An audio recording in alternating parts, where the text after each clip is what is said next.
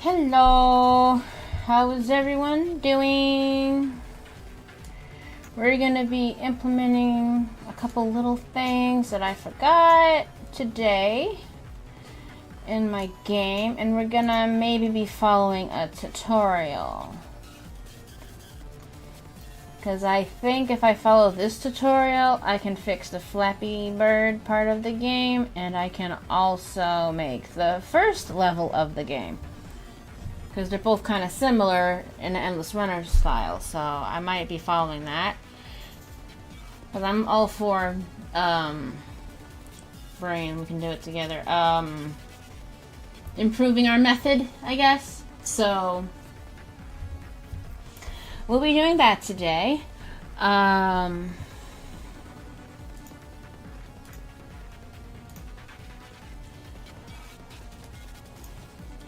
I am streaming on Twitch if you prefer that, if on the YouTube side, and if you're on Twitch and you prefer YouTube streaming, I am streaming on my YouTube channel. So whatever either or prefers, that is what I am doing.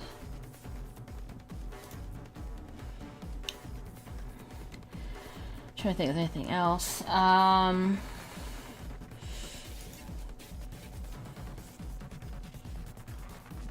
Also, I just want to address real quick, I had someone harassing me and hitting on me and asking me for my face when I like my privacy, asking me if I have children.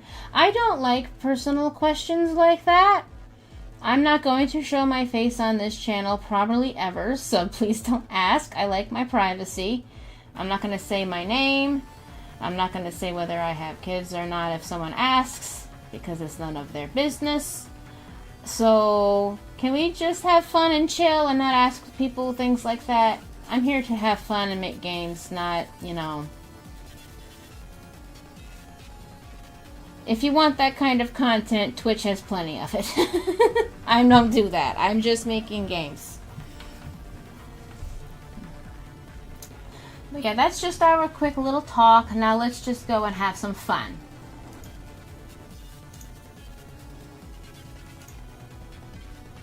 Like, I don't care if people know my age, but if someone is actively asking how old I am after hitting on me, I find that weird, so.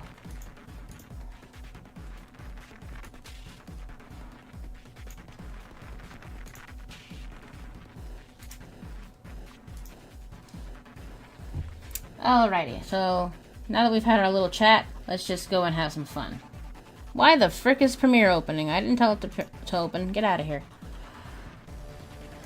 Which one is this? This is the long one. So this is the one I need to replace. Replace. Choose a file.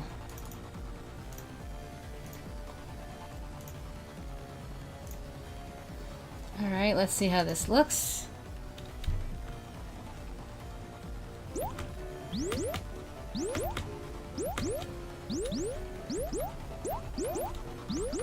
I think the blur needs to be a little less because it looks a little messy as it is right now. In this case, the blur is too much. Blur, have it be 3. I think 3 should be good.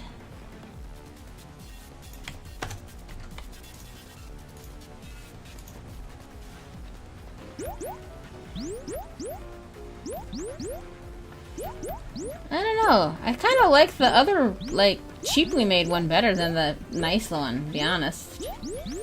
It just blurred better.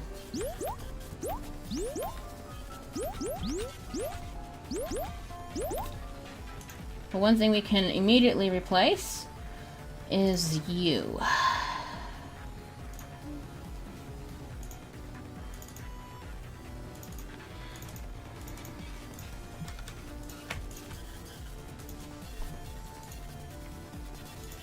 Bye, little fella.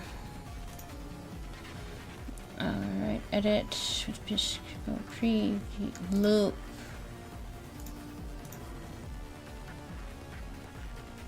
Okay. Now let's see how that looks.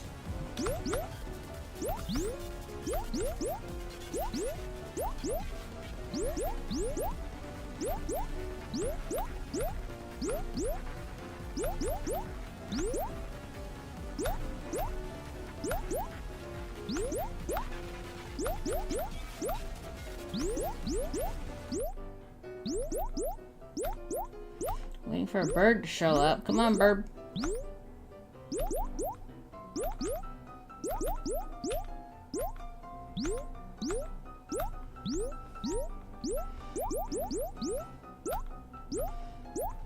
feel like I could go a little faster.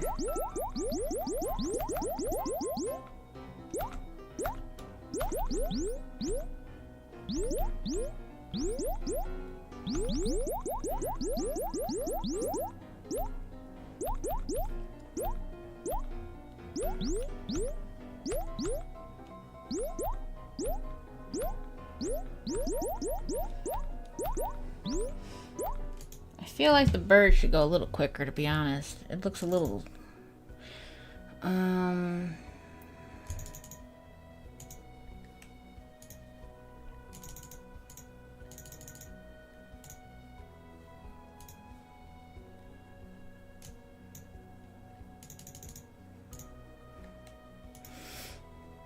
Okay, and where do we have player and collision, obstacles, repeat, create, play out.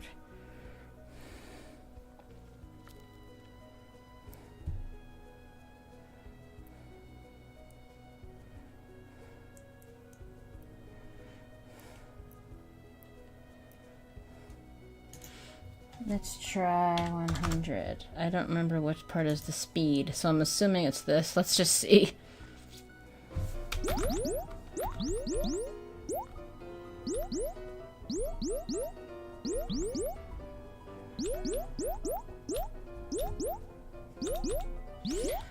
Hello, Binosis, how are you? Why are you not moving, little burb? I changed it and it stopped working. Okay, we'll put you back to 80 because apparently you didn't like that.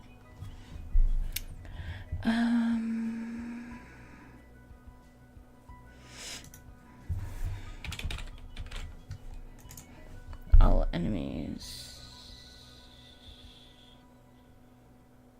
No, that doesn't make sense because it's with birds. Wait, yeah, that wouldn't work. Birds.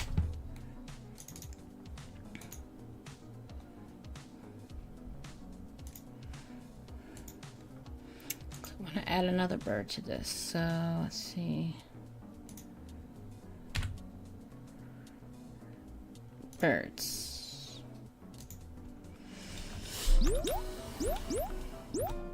I really need to take the song out of this because I don't actually need it.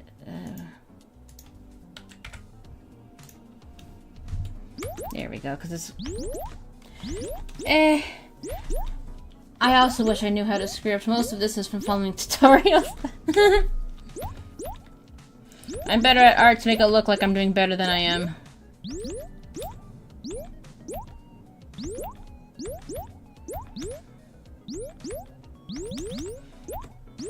Okay, why did the birds, after I changed the animation,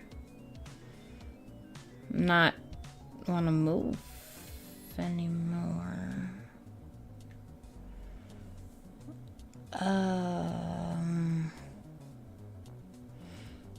Permanent force.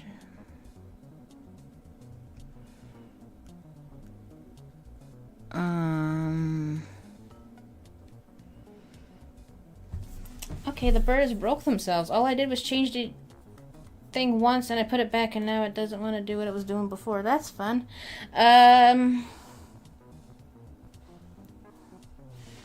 Wonderful.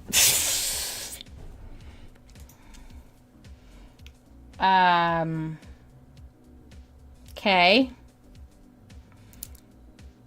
That's fun. We love that, I guess.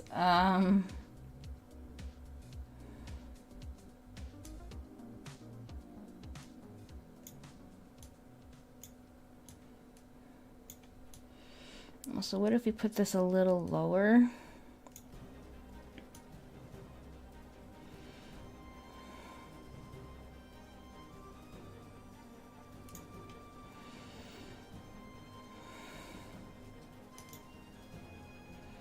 And then for this one.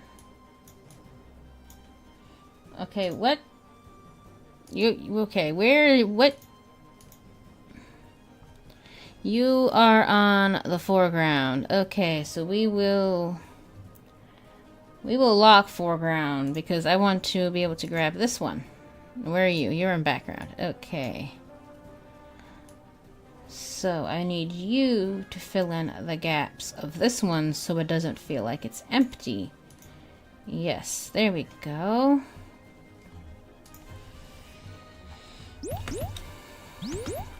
I don't know, the effects in GDevelop aren't the greatest. I don't really like how the blur looks. I think I would like it better if I just blurred it myself. But I do like how the grass is lower, it doesn't feel crowded. That's nice. I like that. It doesn't feel so...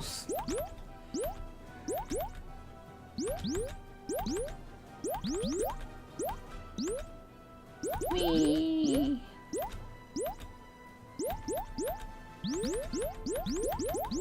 I have 2 kitty cats. These birds are not flying anymore. I don't understand why. That's fun. I have 2 little cats. Let me see.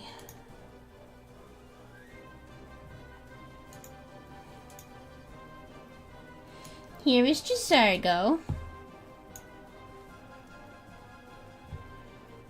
Giving me the side eye.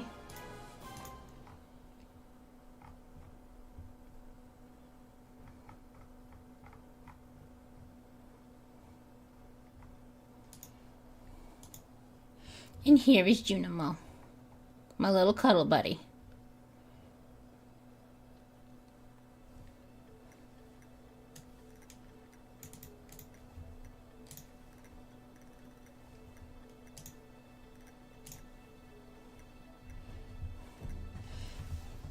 My little kitty friends. I don't know why the bird isn't working.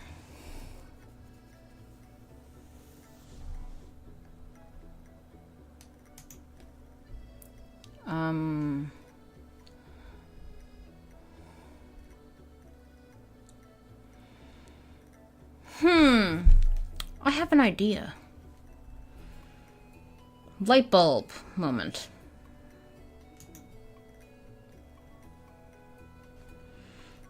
Probably is a stupid idea, but you know what? We won't know till we try. It would be cool.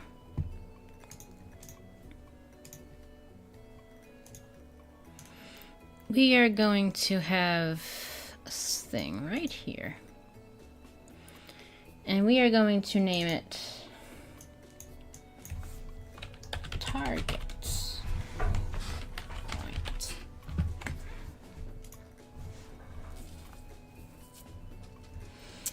And now for the birds, we are going to...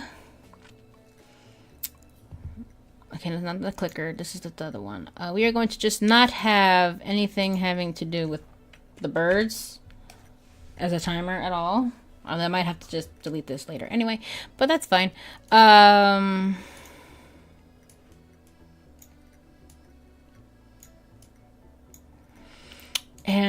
how do I have it here? All right, so I have a timer.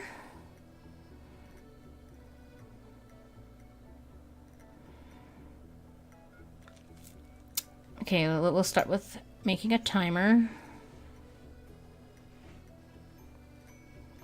Was this a repeat or just a pick the just a timer? Okay.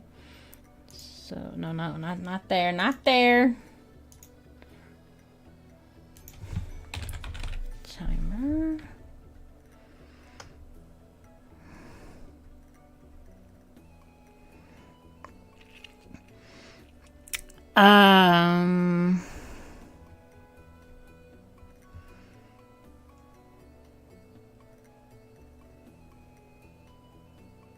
I guess this, I don't know. Okay.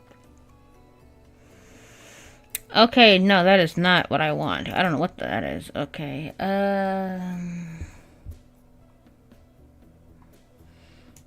Okay, I don't know what it's called because it's been a while since I did this. So what is this called? Where is this? Value of a scene timer. Okay, that's what I need then. You can go. Value of a scene timer. Timer's name. Bird point.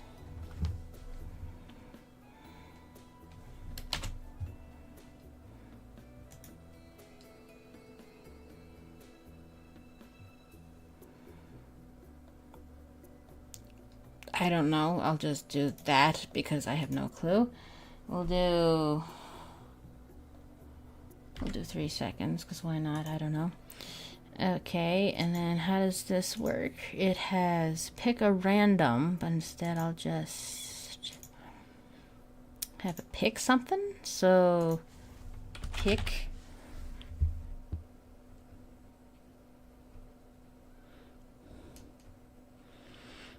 well, I only have one, but we'll just have this for now. I just want to see if this idea works.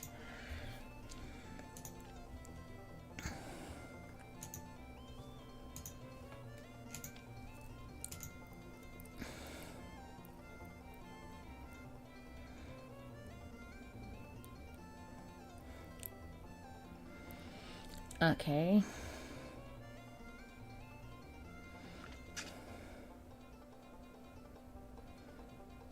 I don't remember what the original thing I did was, so we're just going to stick with what I have now, which is pathing, which is probably better anyway.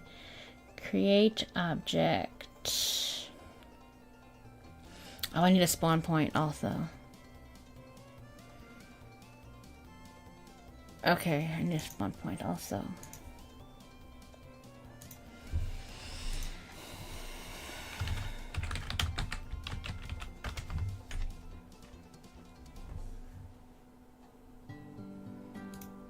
Okay, instead of black, we'll have white. Why not? Just to make it simple. It's just a spawn point. You're not gonna see it.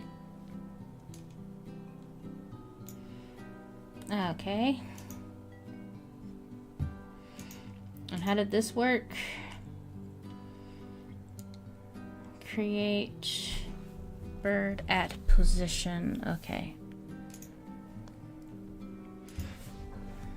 Create an object bird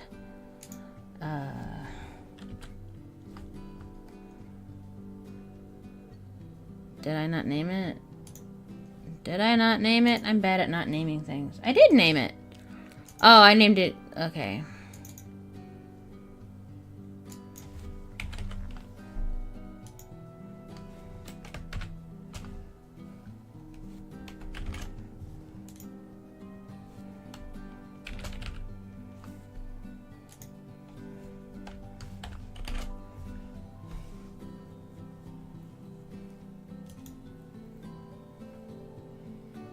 Is that what this is? Okay. And then setter reset timer.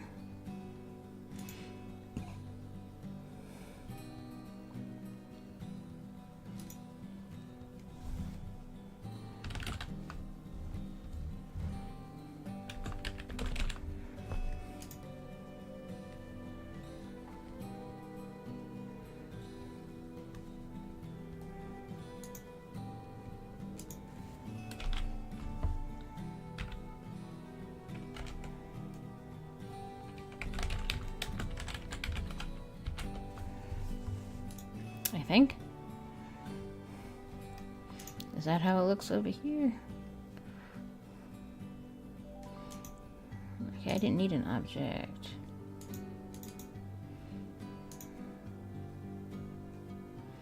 Okay, that's not the right one. Set a reset timer. Set timer. I think it was the scene timer. Yes. Okay. And then add action. Alright, so if I'm remembering correctly, that's just an object with the birds need to have the pathing behavior, I think.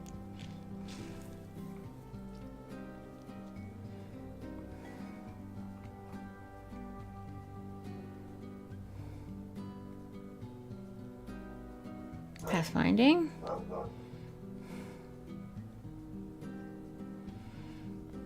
Apply. And then this is move to. Okay.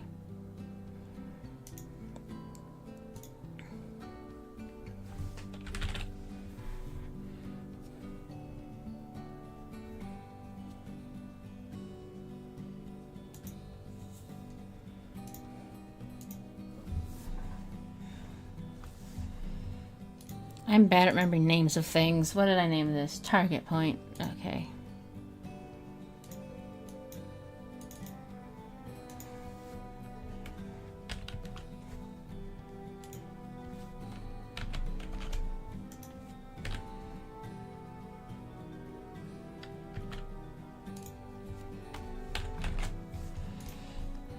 Okay.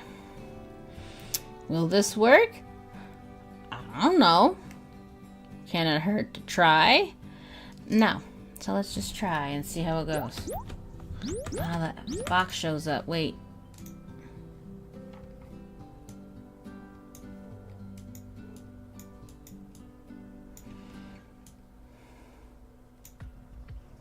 All the way over here. Or maybe it doesn't need to be that far. Maybe about here. Oh, yeah. Okay. And also, when this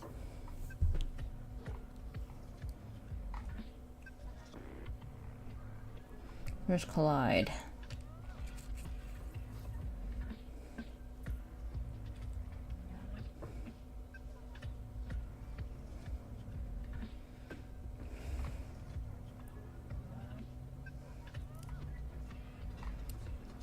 I'm blind, obviously.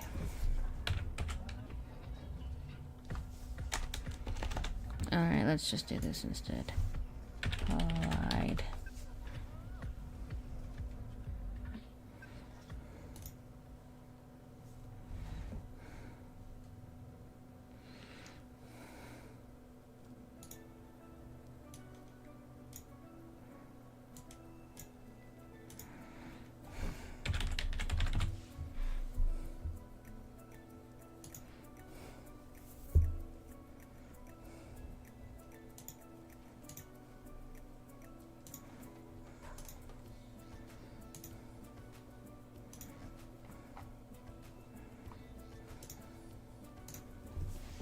Alrighty.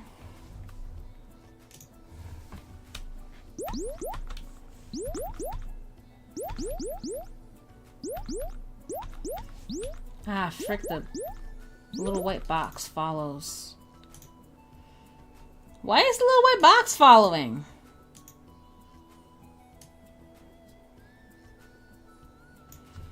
Okay, that doesn't work.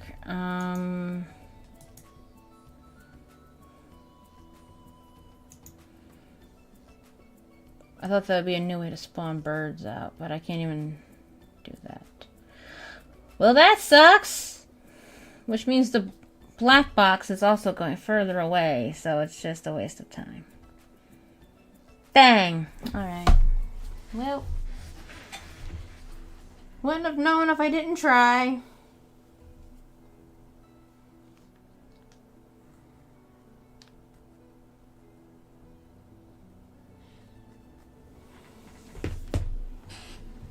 At least I can say I tried, right? Okay,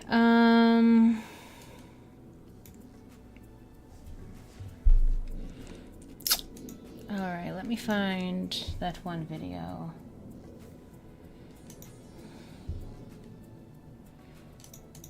We might want to work on this. Before I get that video, let me get a few little placeholders in here. Let's do 50 by 50. Alright, let's just do like a little rock to jump over first.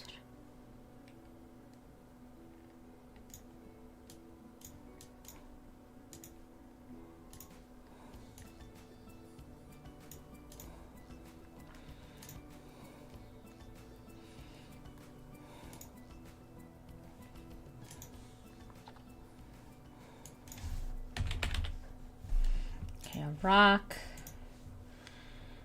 Sprite. Why not do a little mushroom?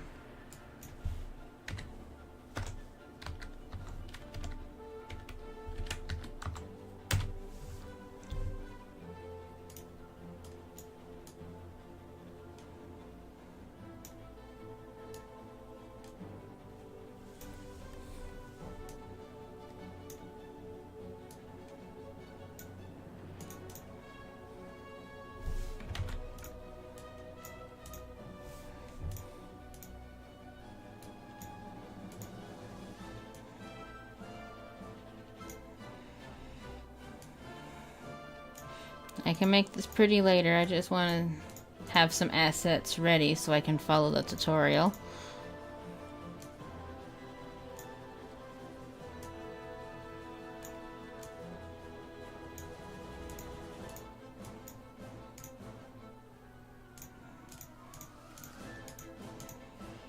Is Hollow Knight music? Yeah. Alright, we have a little mushroom, a little rock. A very little rock. But you know what? We need little obstacles. That could be bigger, but that's okay. And we'll make one bigger one, because that's way too small.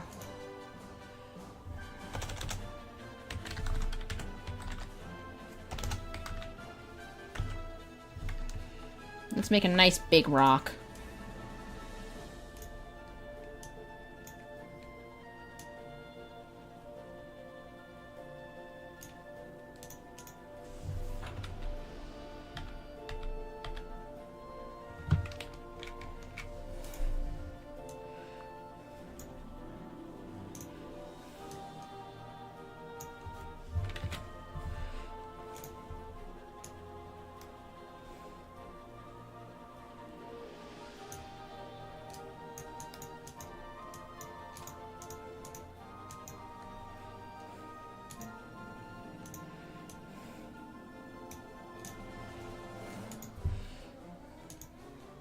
How big is this? Okay, we need to make that mushroom bigger. That mushroom's way too small. Preferences. No. Height.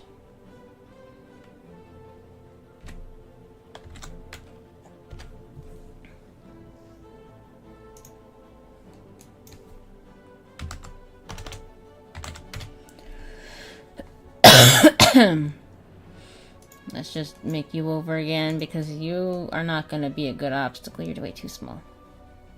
Sorry, little guy.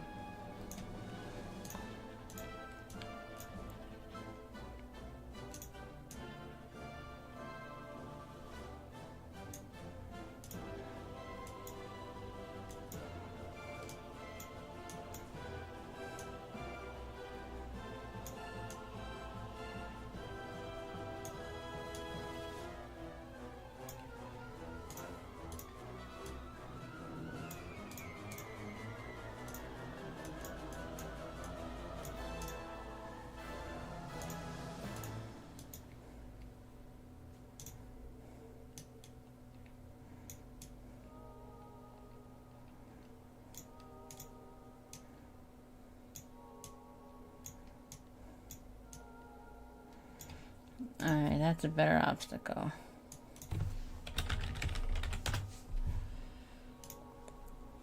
There we go. And this could be like a little tiny obstacle. Alright, that's good enough for now.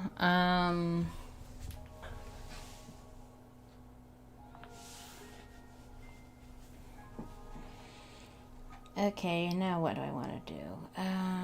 I need to find that one tutorial that I was looking at. Where is my iPad? It is not in here. Okay.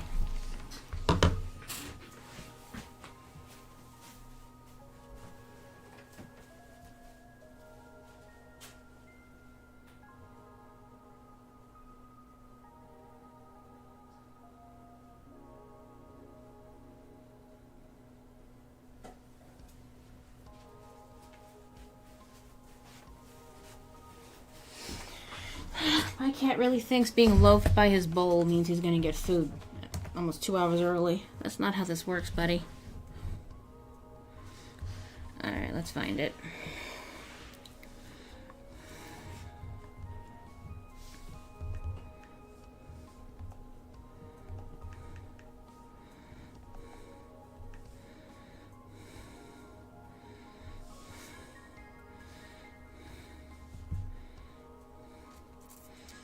First, let me watch this one, because it's 2 minutes versus the other HVACR one. training at Universal Technical Institute can help you prepare for an in-demand career. Hey guys, this will be a simple LS standard tutorial on GDevelop. So I have this character and it has this platform behavior, the platformer behavior. However, the default control is untick. Oh wait, I watched this one and it didn't show how to have stuff spawn, it just showed how to have it, the background move. I need this one because of that had the other thing. You'll see the keyboard short. Okay, so you have chapters.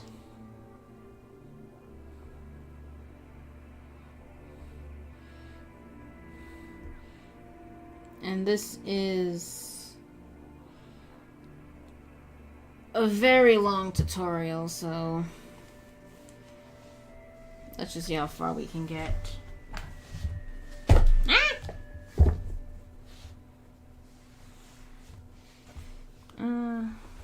Put it here.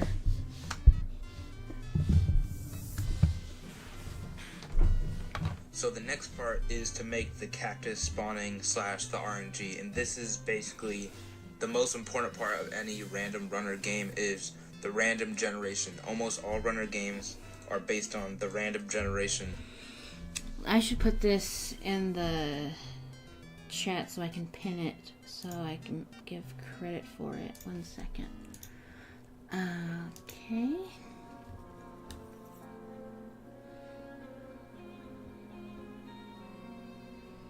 Oh, there's a new GDevelop tutorial out too. That's fun. Not what I'm doing right now, but that's still nice. History.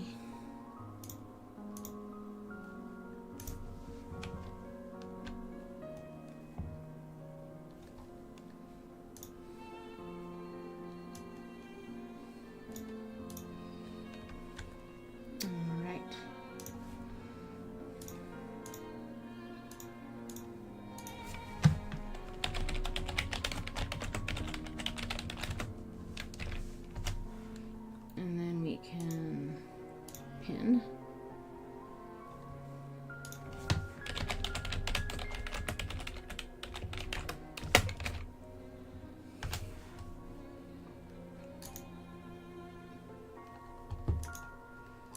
Why won't you let me pin?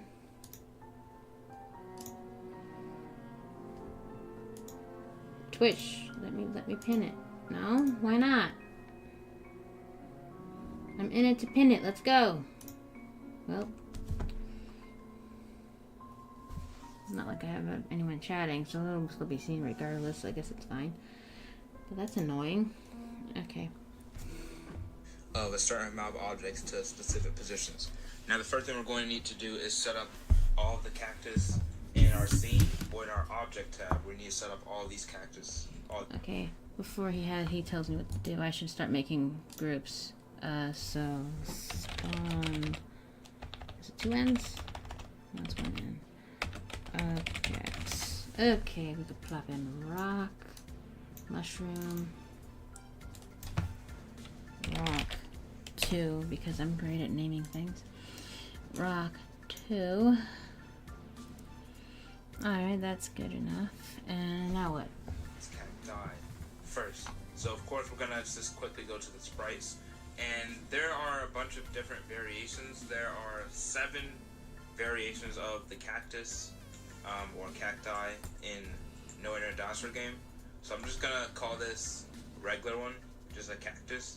And I'm gonna add an animation. Okay, I just want to see if he gives anything a behavior, otherwise I can skip this because I already have my objects. And I'm going to use this regular. This is just a regular big cactus. It's a big singular cactus. And this is the first one.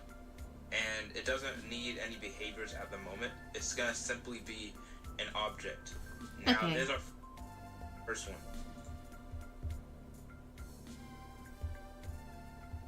Is these cactus or cacti will be scrolling to the side.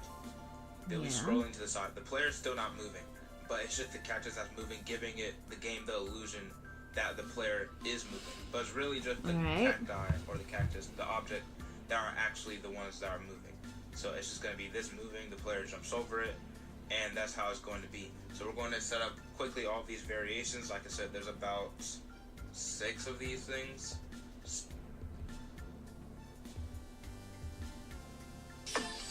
Now I get an ad, alright. So I don't need to watch him add objects. I already have my objects to test with. It's never been easier. Alright. 6 of them actually, not 7. So I'm going to add one more. I think there's one more that I forgot here. Got the pterodactyl. So let me add this very quickly to the scene. So I think I forgot this one. Let me see which one I actually forgot. I don't wanna get any of them. So I just forgot this small kind of right here. The pterodactyl. I don't know. It's been a while since I watched this. Actually, I made a duplicate right there, but we have almost all of them that I can see right now. I may have miscounted. Oh, yeah, I did miscount because we're not supposed to have 6 cacti. We're supposed to be having. Well, we are supposed to have 6. We're supposed to have 6, but with 1 pterodactyl. I was I'm right. gonna change get this going right with that. The pterodactyls were not close, and the way that this way too fast. So looping is not too bad. I think I like the 4 FPS flap. Like I said, if you don't like it, you can simply change it. So I'm going to apply this. Okay, now that we have all the objects set up, the next thing we need to do is actually think about and start setting up the RNG. That's what I need, yes. RNG simply stands for random number generation. All we're doing is generating a random number, and depending on what number is selected, the code does a specific thing. For example, if the number, let's say the random number generator selects 1, we want to spawn this cactus. And let's say if it selects 4, we want to spawn a pterodactyl. That's how it basically, how randomness works. Now, Okay, I like that better than scenes randomness. already. You can check it Or not in scenes, the top layouts. right corner. But let's continue with the tutorial. Now we're going to have 2 different variables. We're going to have a cactus RNG. Oh boy, And variables. I'm going to go into actually my scene variables. And to access this, you want to go into Project Manager. Go into your untitled scene. You should see 3 dots. And then you want to edit the scene variables. Now, Alright. Yes, sir. I knew I had to face variables eventually. I'm never gonna be ready. I am an endless runner. So, edit scene variables. Okay. we're going to add the variable. And the first variable that we're going to have is going to be called cactus RNG, which means cactus random number generation. This, of course, is going to be a number because we're generating a random number. Okay, so add a variable.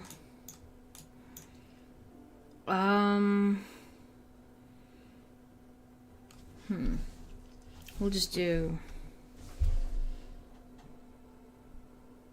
Okay, I don't know if I should have it as just enemies or I'll just do rock RNG because I have 2 rocks, so if I can put it together, we'll just do that. Rock RNG, and he said what? It is a number. Okay, And by default, it's going to be at a high value. By default, it's going to be at a high value. And the reason being is it's going to be at a value completely out of range because if we started off at a value that starts a specific command, if we start off at a value that is within one of its random ranges that would be picked, the moment the scene starts, it'll automatically run a certain command. So we want to start it off with a number that's completely out of reach. And then second is the spawn rate. Now, the spawn rate is going to be, we're going to start the spawn rate off at probably like 1. The spawn rate is basically going to be another number that is randomly being changed. The spawn rate will control how fast the cacti and the pterodactyls are spawned. Because if you ever played No Internet Dinosaur game and other runner games, not just only No Internet Dinosaur game, you'll know that things don't always spawn at this. Let's start the spawn rate off at probably like 1. The spawn rate is basically going to be another number that is randomly being changed. The spawn rate will control how fast the... Okay. Which one are you? Hi, Junimo. You being a little baddie? Mama. I will starve if you don't feed me an hour and a half early. You'll be alright, buddy.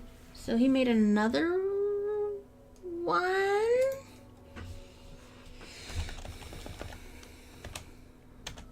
Spawn rate. Cacti and the pterodactyls are spawned, because if you ever played No Internet Dinosaur game and other runner games, not just only No Internet Dinosaur game, you'll know that things don't always spawn at the same rate. Because if they did, the game would be extremely predictable and extremely boring. So we're going to have a variable called spawn rate. And spawn rate will also be a number. We're going to change spawn. Also a number, okay. I'm not good with variables. I don't like them, but I mean, I have to learn eventually, right? Okay, yes, sir. And spawn rate will start off at 1. Spawn rate will start off at 1. Spawn rate will start off at 1. Okay. 1. Let's get out of here and apply this. Now we're going to actually go into our events, which is where all the coding is done. And I'm going to add a new condition on here. I'm going to right click into the condition on top and add a new event group. Alrighty, we're done with this little bitty bit here.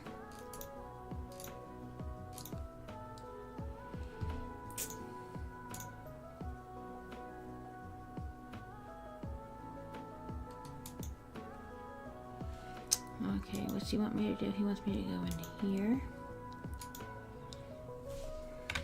Let's just save. And I don't need this or this right now because I'm gonna get confused. So we're just gonna focus on this. Alright, so he said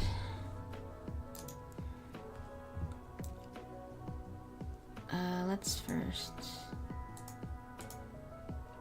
event to group layer movement.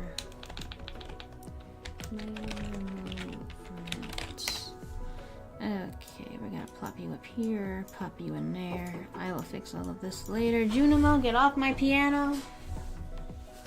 Junimo, you know better. Get off my piano. Don't you sneeze on my piano.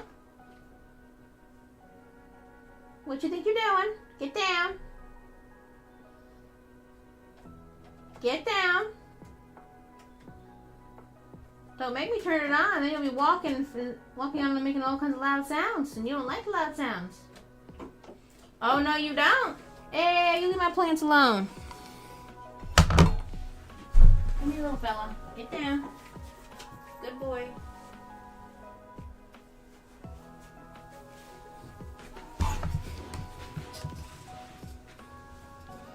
Okay, so I'll worry about player movement later. I have my own stuff I want to do.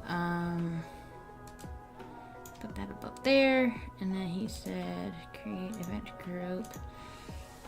And what's he naming it? This new event group is going to be called the RNG. That's fair enough. RNG.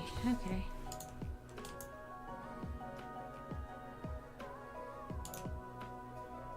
Alright. Because once again, most runner games, if not every runner game, all of them are based on an RNG loop. And of course, just to make it more specific, I'm just going to call it cacti and the pterodactyl. So this is what this is going to be. Once again, just organizing the code. I'm going to drag this condition under this so it can collapse into it and be more organized. Now we're going to Can't spell. I'm probably spelling obstacle wrong. Is it obstacle or obstacle? Frick, I don't know.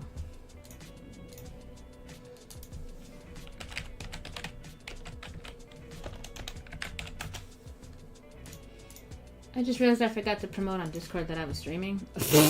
So let me do that real quick. Oopsie doodles. Obstacle. I can't spell. That's still wrong.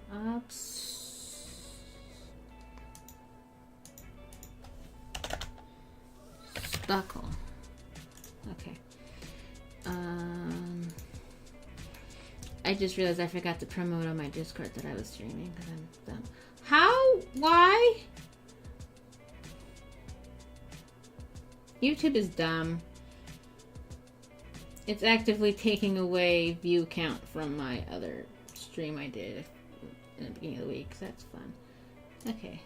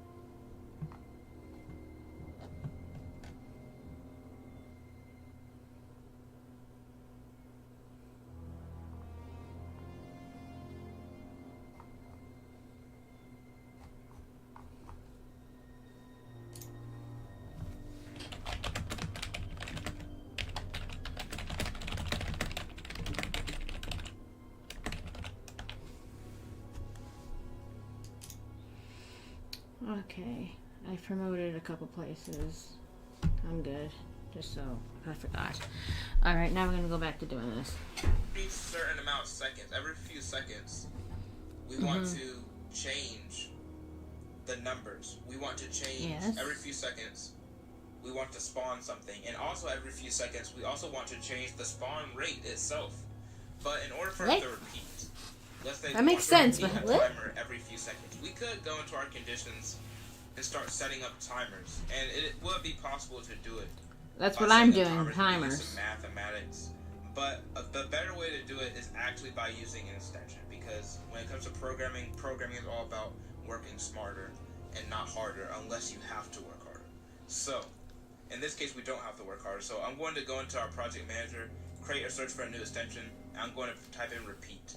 Now, repeat. Okay, we're adding a new extension.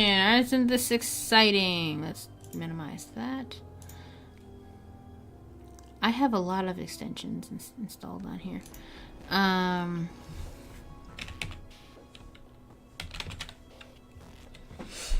This is the one. Oh, it's already installed. It's already installed?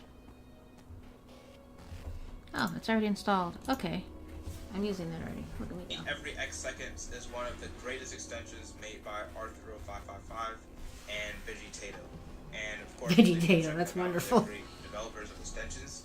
But this is one of the greatest extensions that you should basically install in all of your projects by default. It's just that good. It feels like it should be a normal part of GDevelop. Now that we have the extension, repeat every X seconds. Now we want to add that as a condition, because repeat every X seconds is not used as an action like you sometimes. Okay, let me see. Reopen. Am I using that here? No.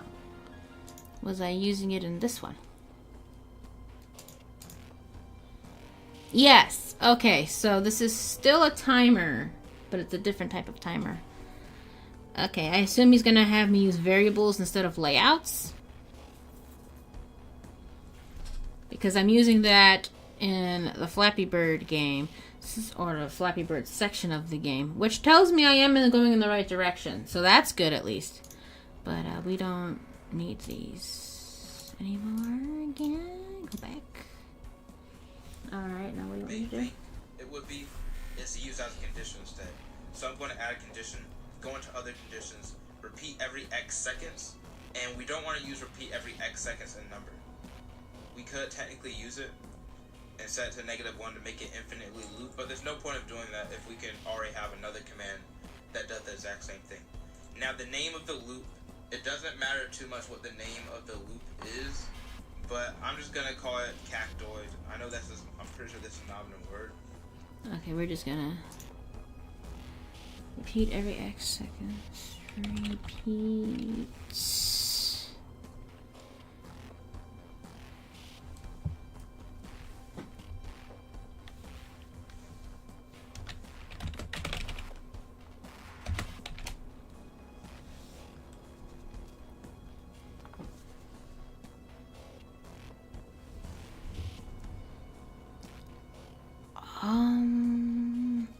How old is this? Because I'm seeing different things. 3 months. It shouldn't be that different.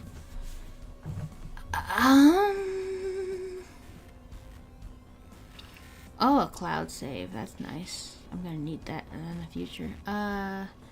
Repeat. I guess it's this one? Right? Time and seconds between each trigger.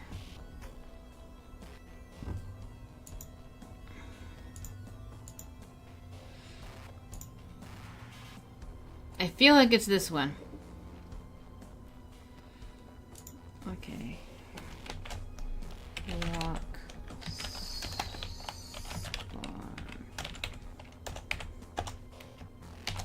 Alrighty, and then. But I just want to set it to something like that we can easily remember as slightly related to it. Now the time and seconds in between each trigger.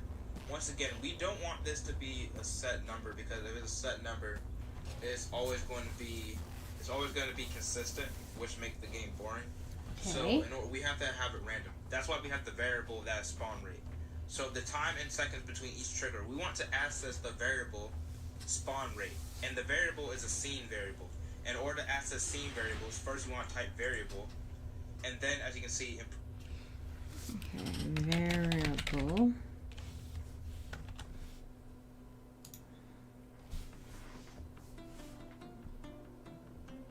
parentheses, you have the scene variable. So then I put in parentheses, and the scene variable we want is the one that we made earlier, which is spawn rate. So spawn rate is right here. Okay.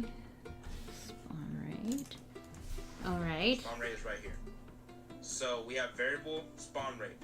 And you may be thinking, isn't spawn rate just a set value? Well, we're going to get into that in a moment of making it not, so it's just not a static value. But for now, let's make it so every few seconds, the cactus RNG number gets changed. So I'm going to add an action, and then I'm going to go to other actions, go to variables, and access my scene variables. Okay, that's a lot. That's action. Variables.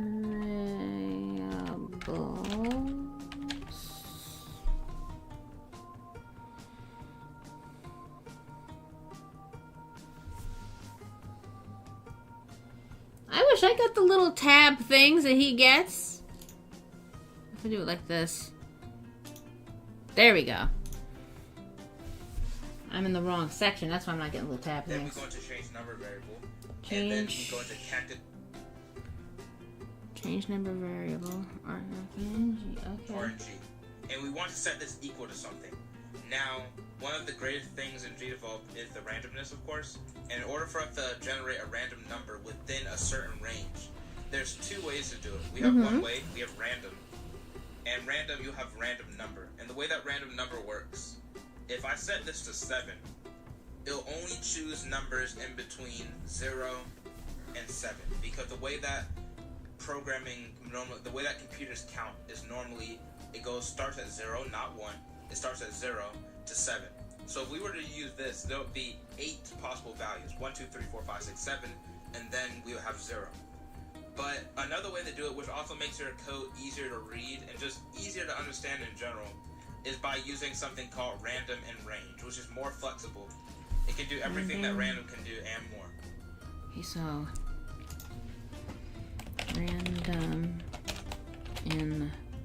random in range. Okay, I think I use that for sounds. And the reason why we're doing random in range, with random in range, we can set this to 0 through 6. And even though we can accomplish that with random as well, the advantage of random in range, let's say we didn't want to start at 0, because random I'll always just starts keep at doing 0. 6 because I If don't. we use random in range, we can start at Oh, I 9. have 3, but we'll just at 6. Yes, sir. That's the advantage of using random in range over random. So generally, as a general thing, Okay, so just what number use I should put random in? in range all the time. It's basically a better version of random. So we're going to use random in range and 0 through 6. And the reason why 0 through 6, once again, that gives us 7 values, 1, 2, 3, 4, 5, 6, and then 0 after the 7th value. So I'm going to click OK. Oh, so I should use 0 to 2. And now I'm going to go into we're going to change another scene variable. Because I have 3. Because once again, we don't want our repeat every X seconds to be a static number or else the game becomes boring. So we want to change another scene variable. And the variable that we're going to change, we're going to go to scene variable. Okay, so we're gonna.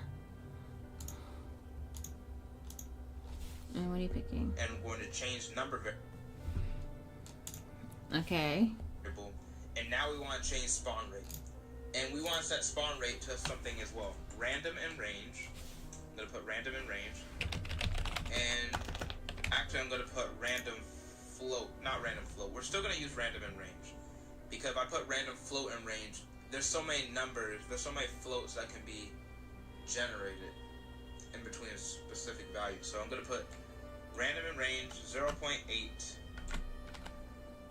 through 2 seconds. So it will generate a new cactus through this amount of time. So basically what this code is doing,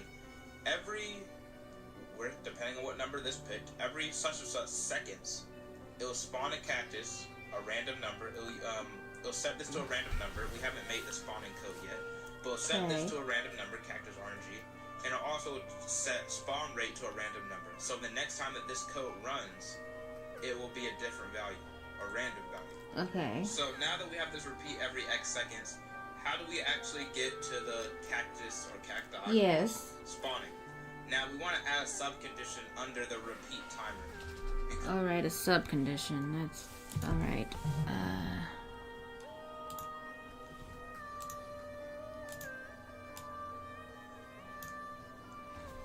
Alright. Because we want it to be based on the repeat timer and not its own individual thing of the cactus RNG, the cacti RNG. So we're going to add a sub-event, and the way that we do a sub-event, we can click the event that we have already, and then we can press Shift D. If you don't know the keyboard shortcut, you can also right-click, and we can add a new sub-event, and of course you'll see the keyboard shortcut as well. Yeah, but that's 2 ways to add sub-event. Now let's get into it. We want to add a condition, and go into other conditions, and then we want to go into variables, scene variables, and then the number. And the number that we're going to... Okay, so we're gonna go... variables, scene variables, number variable. Junimo, stop scooting the boat! set here in cactus RNG, and if it's equal to 0. Wait, no.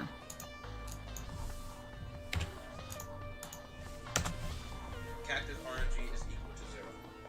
Now, if cactus RNG is equal to 0, like I just said, we want to start off just by spawning this regular base cactus. And we're going to spawn this cactus, and right here. And we're about to run to a problem that I want you all to see. We're going to spawn a cactus. So that means we want to create an object. But now you see, where do we actually create the object? And the way we're going to create the object is we're going to use another object, which is a place where we're going to create the object. Now, Okay. we're going to actually create a new object called spawn point X. Alright, we're making a spawn point. We love that. Let's go. Let's make a spawn point. Let's do it.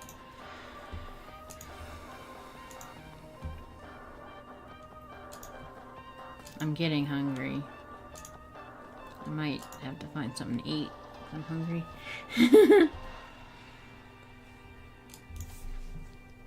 Spawn point X. Alrighty. Because the way that cacti work in an advancement game, they always spawn at the same Y position, vertical level, but they also spawn at the same X position, but we want to be flexible in the editor. And I'm going to show you what I mean in a few seconds. So basically, Okay.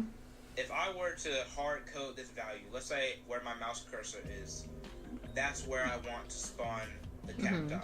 That's where I want to spawn them. Now, if it's not where I want,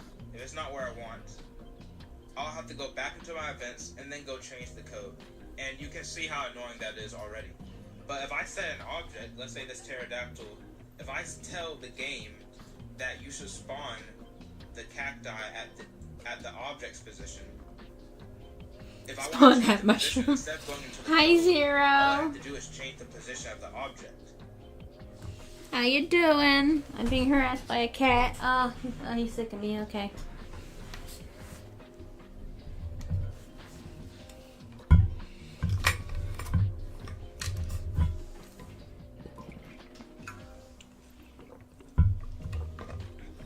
That's good. I'm doing I'm learning, but I'm also hungry, but I don't want to stop because I'm starting to kind of understand what this man's trying to tell me. I don't know what to do. And since the code is spawning the cacti on the object, this is much more flexible and much less tedious and much easier to do. So let's go set the spawn point. So I'm going to set a sprite, and I'm going to call this sprite spawn point. Literally, that's exactly what it is. It's a spawn point. And I'm going to add an animation. Okay, I'll get rid of the X. I might And do here something. we go. We have the animation. I'm going to add a sprite. And once again, this is a sprite that I already have set up. All you have to do is go to Piscal, make any color you want.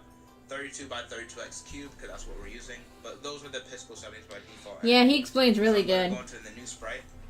And now we have the... I like it when I'm told why I have to do something.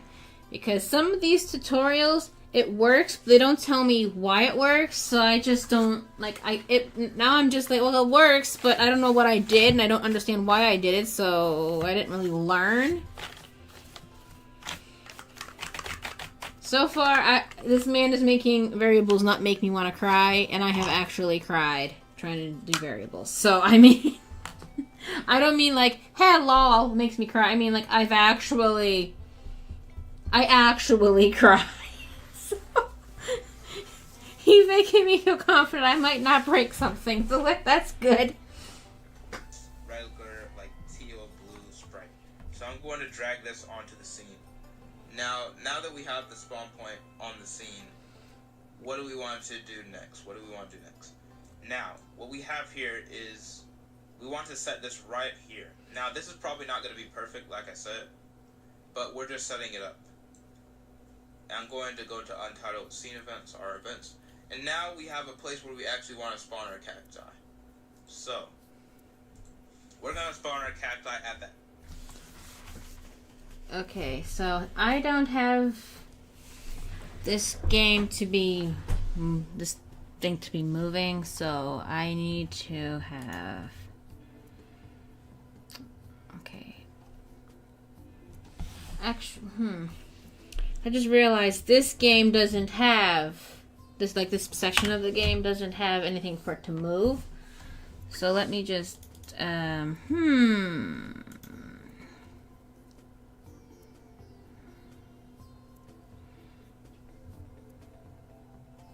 Okay, I just realized a big problem that I did not remember that I had. Okay, let's try this.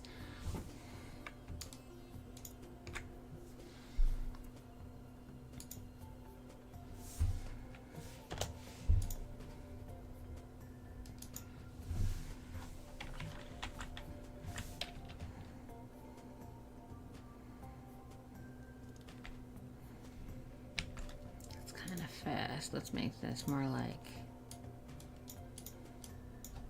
120.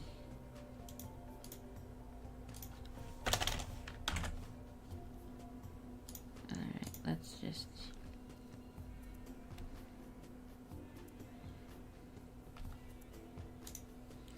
alright, and then you can go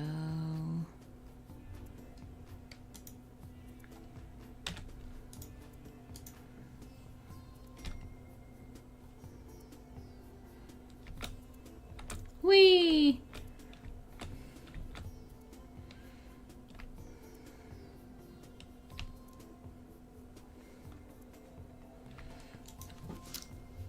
I don't know how he had it set up for things to move, so I might have to rewind and see that. Position, spawn point, we're accessing the object, and since we want to access the object, I'm just gonna put the spawn point inside because I feel like it's not gonna do the thing he wants it to do because I don't have this set up the way he set his up because I forgot this doesn't have what the Flappy Bird section has. So I might have to rewind this and actually follow the first part or at least look at what he did. So, exposition. Okay, I know how to do this part because I've been doing it in the other games, so...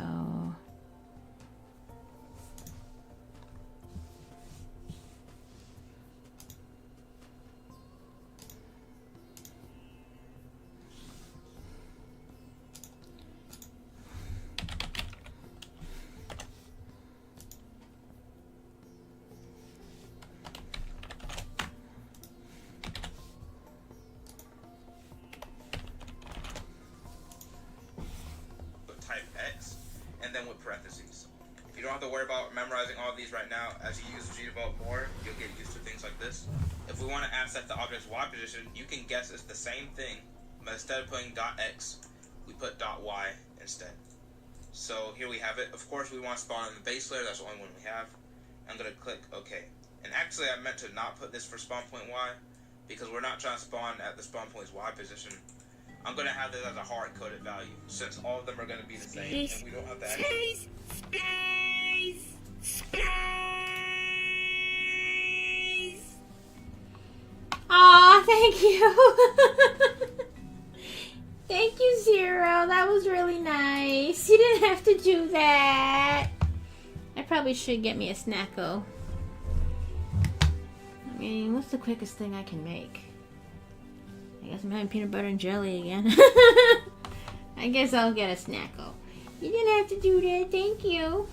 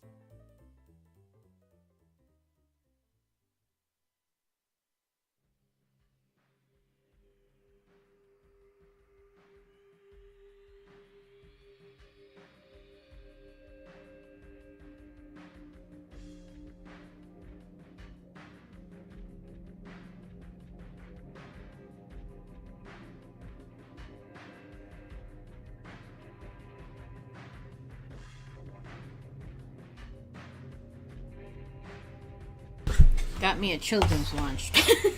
Peanut butter and jelly sandwiches.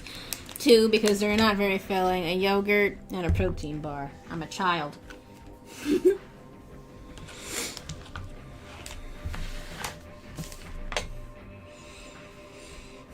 Tuna takes too long to make. I don't feel like fighting the cat.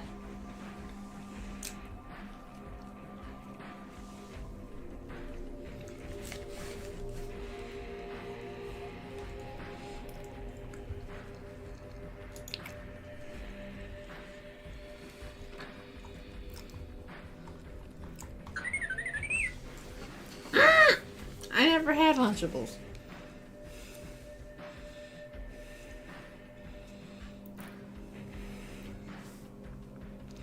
I assume it's the same as just having a sandwich, but it's just smaller.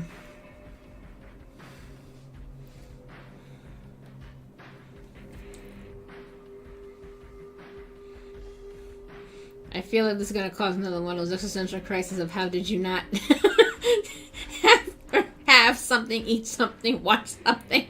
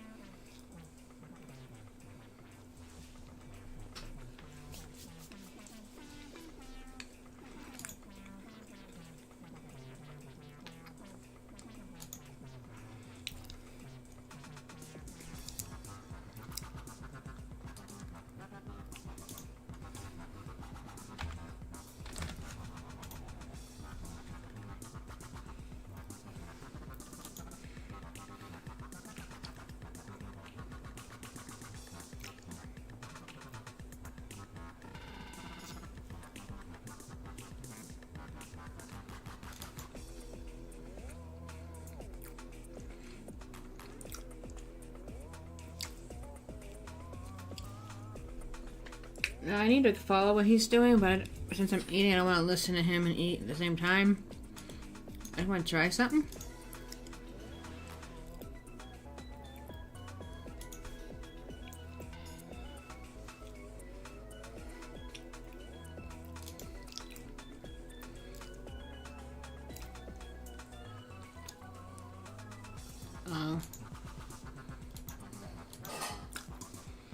Junimo, please. Why?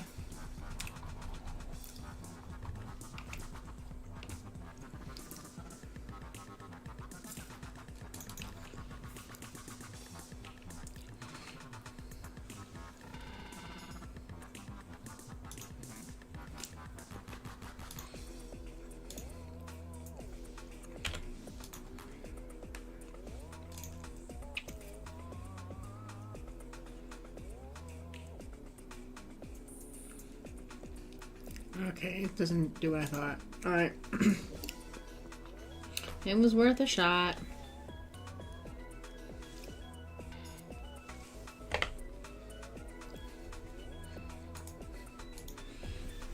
I'm a 45-51. Let me just see.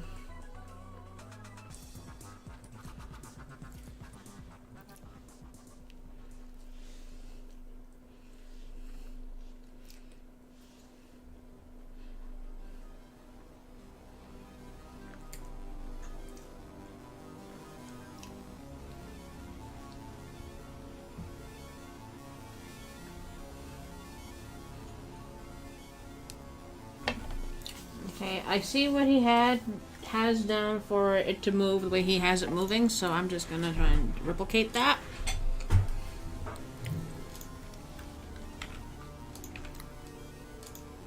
Actually, no, we're not gonna delete this. We're gonna rename it to Player Controls. With 1 L, not 2. I'm not that dumb. Alright.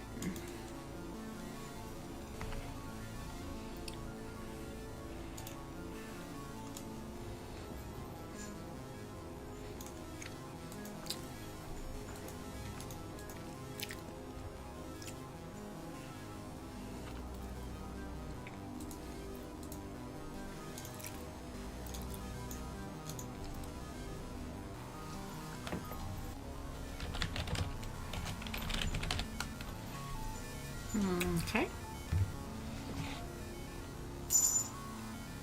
Oh no. I'm about to be harassed by cats.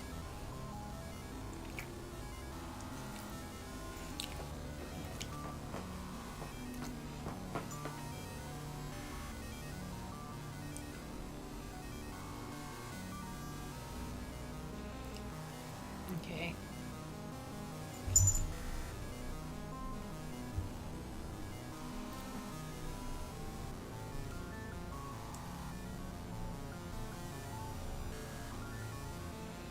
Jazargo, you can't have my sandwich. I know you're a child, but you cannot have it.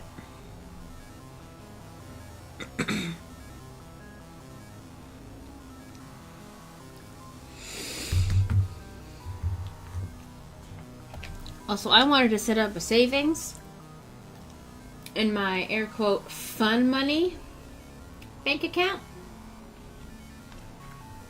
I have to pay for that. I don't have money.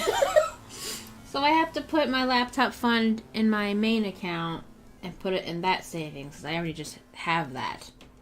But I didn't want it to be in that one because I fricked up calculations one time and this place almost kicked me out. So I'm traumatized from using that account for anything other than just bills. So I didn't want to do that, but it's in the savings. Hopefully nothing stupid happens.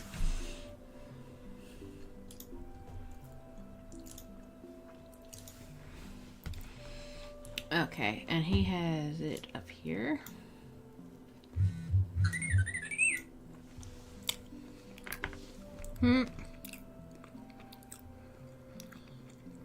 Alright. So, let's see. What does he have? I'm gonna assume you're a platform character, right?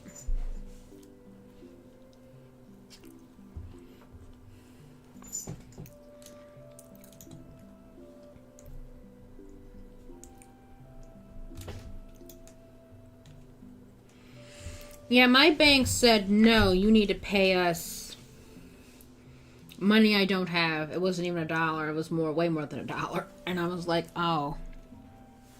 Well, I'm going to cancel this then. I'm not doing it.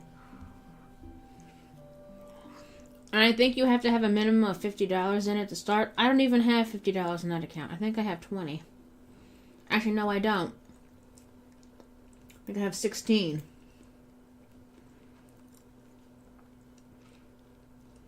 Because I had originally put the money, the first donation, in.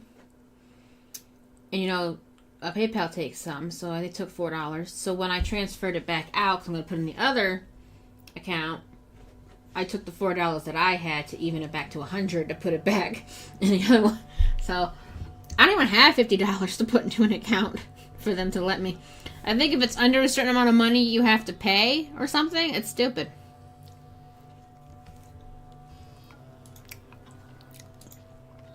So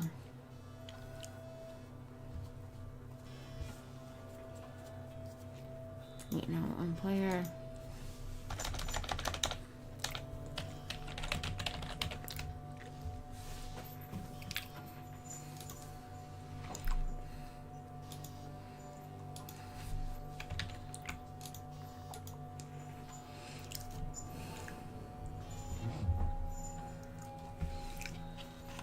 Hey Janelle, how are you doing?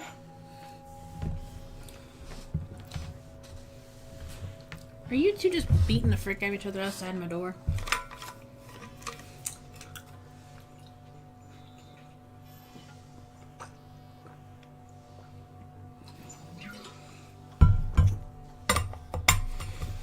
Also, I was looking into mobile stuff because I want to have this game on mobile if possible. Don't mind me, this is my protein bar. I can only do Google. I can't do Apple. Apple charges you $100 a year to have the app on there.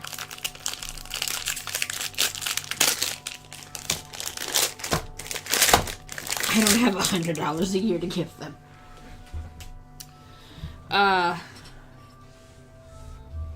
So what I will probably do is if I ever put it on Apple, it'll be years or months or whatever from now when I make a game that I'll actually sell on Steam.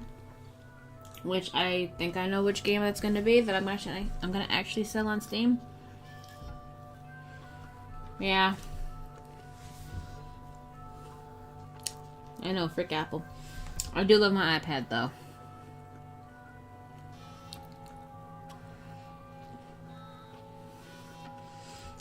It just kind of sucks though. I don't want to exclude people from being able to play it. But it'll be on itch.io, which you can play on mobile. So, it'll be like you can't have the app, but you can still play it if you want on itch.io. Junima, what are you doing? So, there's that.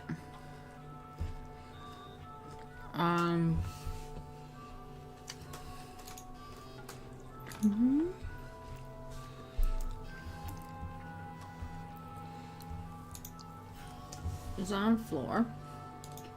Okay.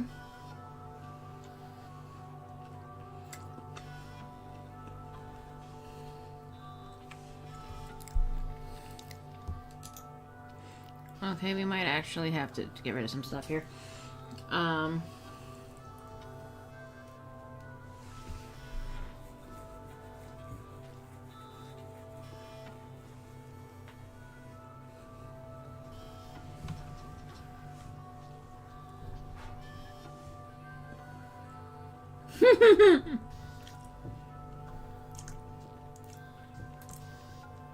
I guess Apple kind of did when they did that. Because how Google works, from what I'm seeing, you pay $25 to have a developer account, which, I mean, that's fair. You are using their platform.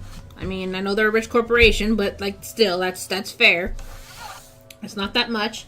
It's way cheaper than Steam. Steam, you have to pay $100 per game. So if you play a free game on Steam, they paid $100 for you to be able to play that for free. Tip those people. $25 on Google to have the account, and then that's it. I think they take a cut if you sell it, and they take a cut of ad revenue. That's it. That's it. Excuse me. Versus Apple, $100 a year. What?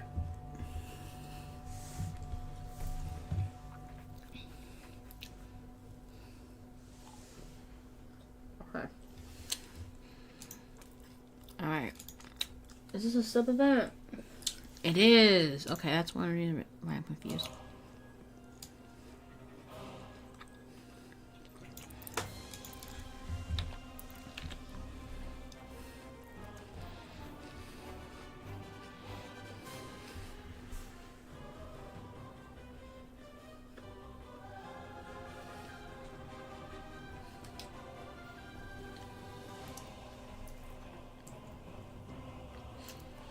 My cat is grooming himself in the window. He's just flashing the neighborhood. What are you doing, buddy?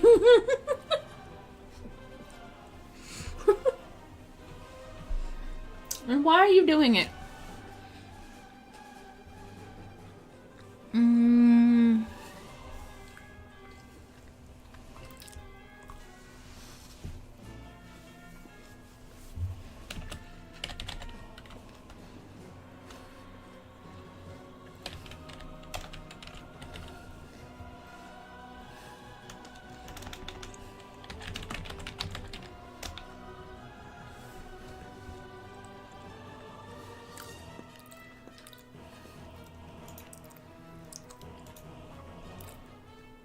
Okay.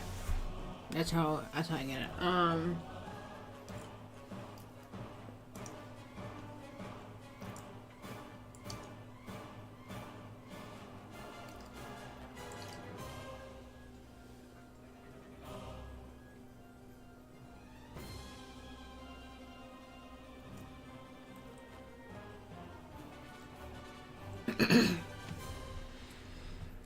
Okay.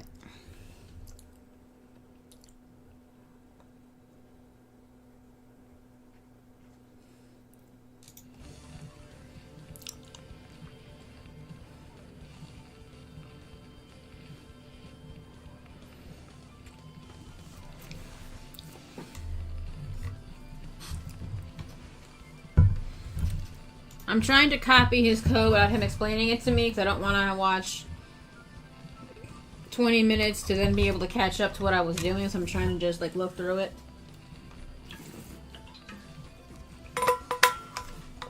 But I also don't know where half the stuff is.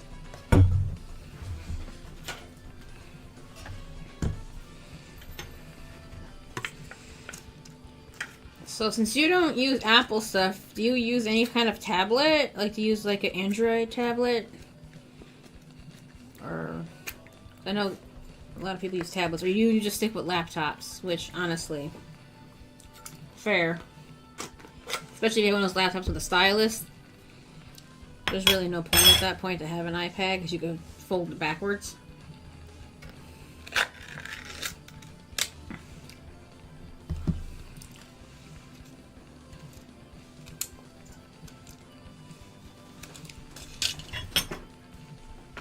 Hey there, little fella. You can tear up my chair. You're still not going to get food quicker.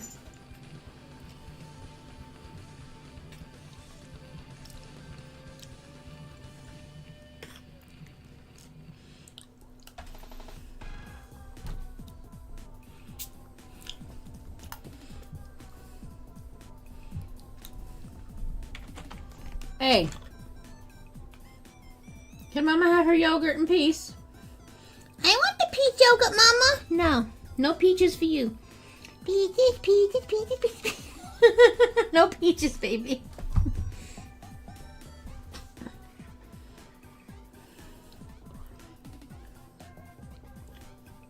Has anyone ever heard the Jonathan Young cover of Peaches, the metal version?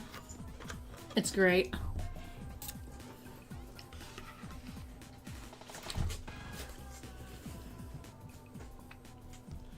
Ah, okay. I had a Galaxy Tab A a long time ago. I gave it to my mom, to which she complained about it the entire time. But I gave it to my mom.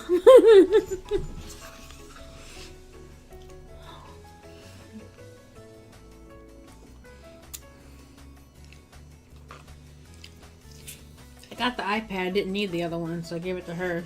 Figured it's gonna be better for her eyes.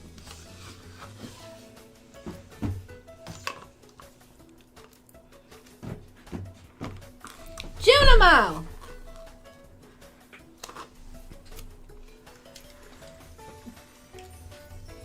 Oh, it's Jazargo being bad for once?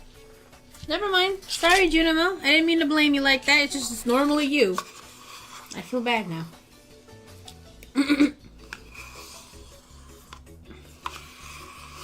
He's being good. What a good kitty. I'm sorry, buddy.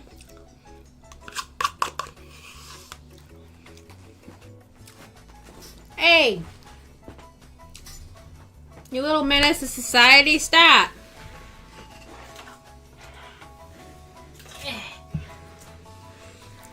Imagine, you're just yelling at the cat, being like, knock that trash off, stop tearing apart my house. To this really happy Sims 2 music. Hey, buddy! Alright, let's see. Player isn't moving. And add condition.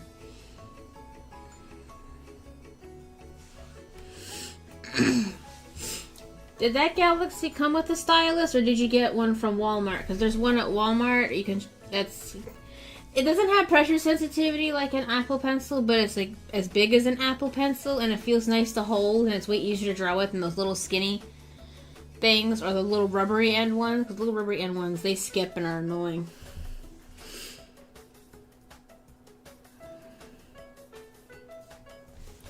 Okay, let's just...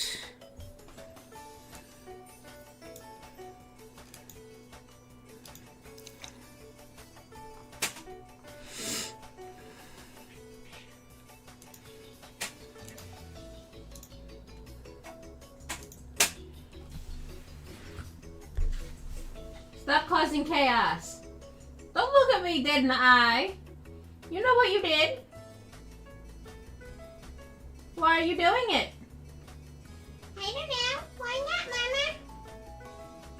Mama? I'm gonna rub my teeth on your piano stand. But why? Because I can, Mama. Because I can. Okay. At least it has a needle point. Because the little rubbery ones, oh, I hate them. Oh, I hate them so much.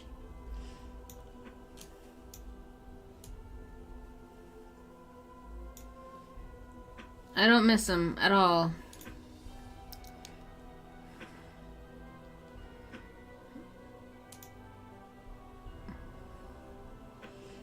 Okay, this stuff is not needed, so we're just gonna delete all of this because I don't need it.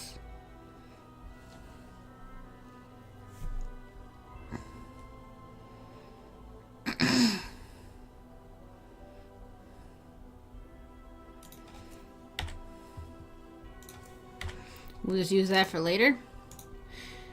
Plop you up. Move you up here, and then not being used section, and then what do we have for you?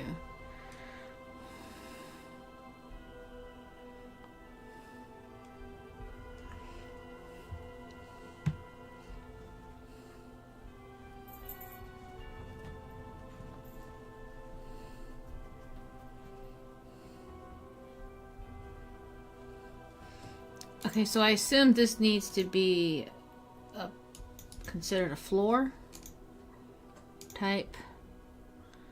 Jump through platform, ladder, platform. Okay. I guess that's what I'm supposed to be doing. I'm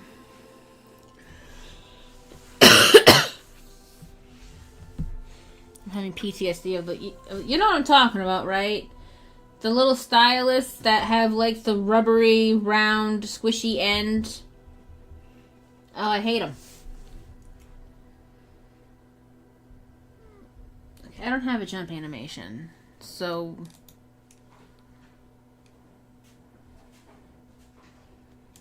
I want to make one, but since I have this idle here, we'll just tell it to be idle animation because I don't know what to do.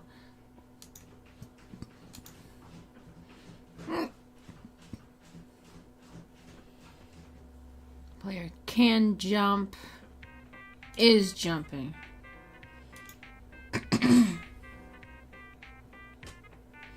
Yeah, I hate them. I used to buy them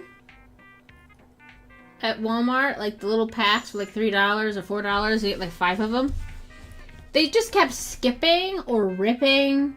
And then finally I saw that Walmart had one that has like a little on and off button, and it's like an actual like pencil size, and it has an actual point to it. You have to charge it, but whatever. That was way better. Player is jumping. We're gonna give him a jumping animation later, but by name.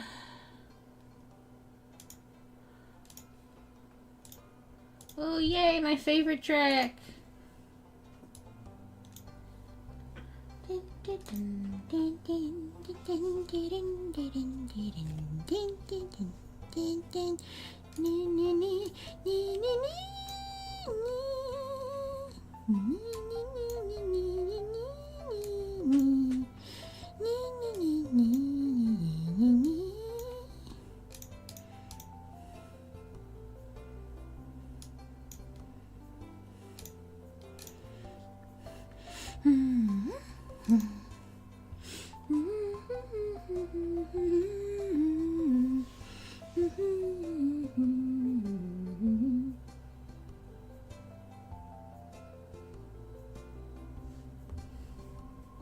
So I don't have to search it up again.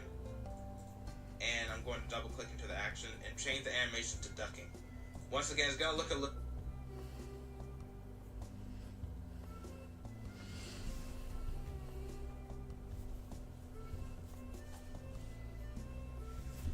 Okay, let's just see what we got so far.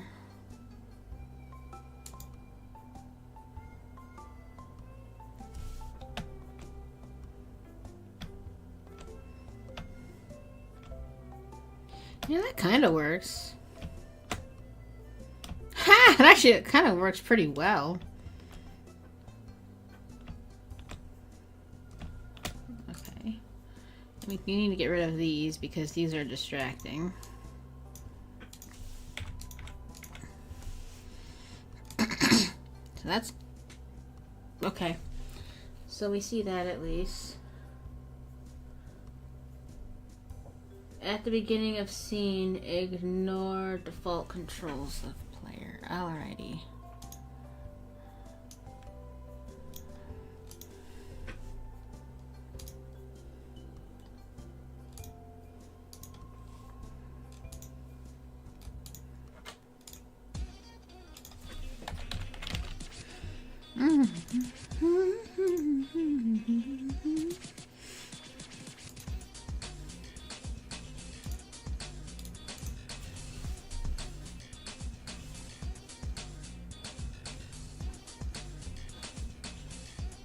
Does that mean jump doesn't work now?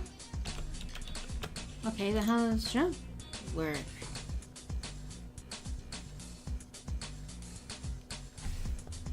It's a bit weird because I made a mistake with the sprites for the ducking, and they don't really match the way I want them to match. But it's not gonna, hopefully it won't look too bad. So of course you can see him kind of moving up and down a little bit. Honestly, I'm not gonna lie, it may be me trying to cope with my own. I don't see anything for jump. It just says if player is jumping. It doesn't tell me.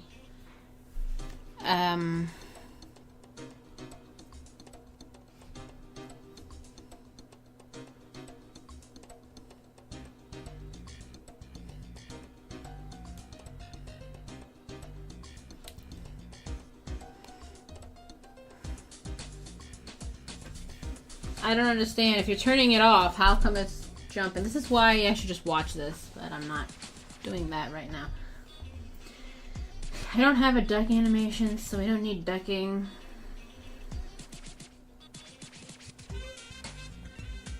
But it's not gonna, hopefully it won't look too bad. So of course you can see him kind of moving up and down a little bit. Honestly, I'm not gonna lie, it may be me trying to cope with my own failure right here, but it doesn't look that bad. That's bobbing up and down.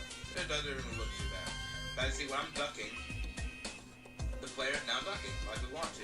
When I'm sitting back up straight, it's not 100% smooth in the animation because like I said, I made that mistake there. But it's back and running. When I jump, it's back and jumping. So now we have the... Okay, but if we're disabling it, how come you can jump without telling it what button is jump? That's what I don't understand, sir. Probably because I didn't watch the video all the way through. Let's see. Let's see. An animation. And we want to play the animation by name. Now you could use by number, but that means you have to memorize the numbers of the animation, which we don't have too many. I could put index 0 because it starts counting at 0.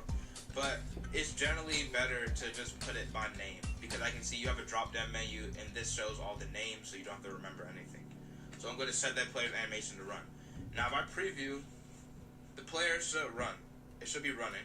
And if I press up, the reason why it's still running because we haven't made it so it stops the animation. Because just because you're in a different state,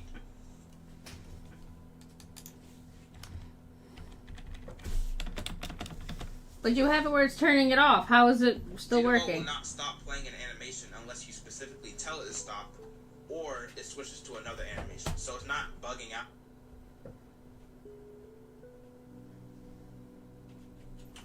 Player controls.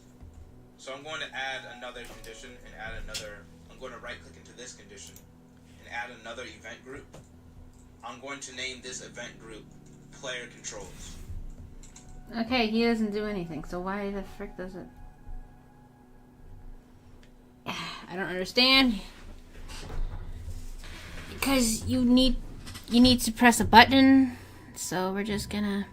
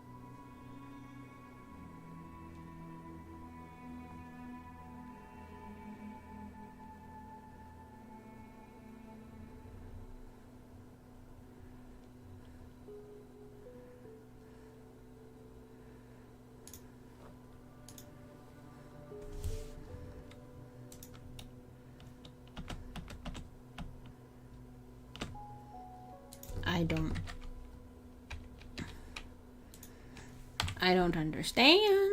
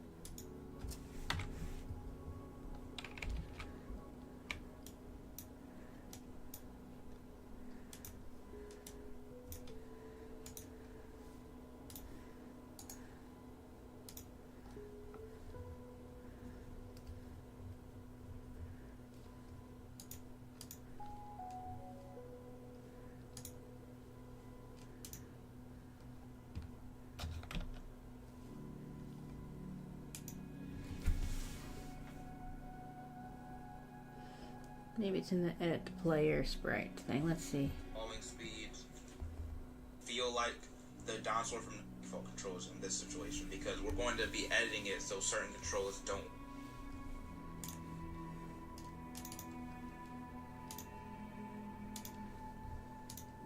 Maybe that's the difference. No. Okay. And certain controls do work. So we don't want to use default controls. And I have some presets that make it feel like the dinosaur from No Internet Dinosaur game. Of course, it's not perfect.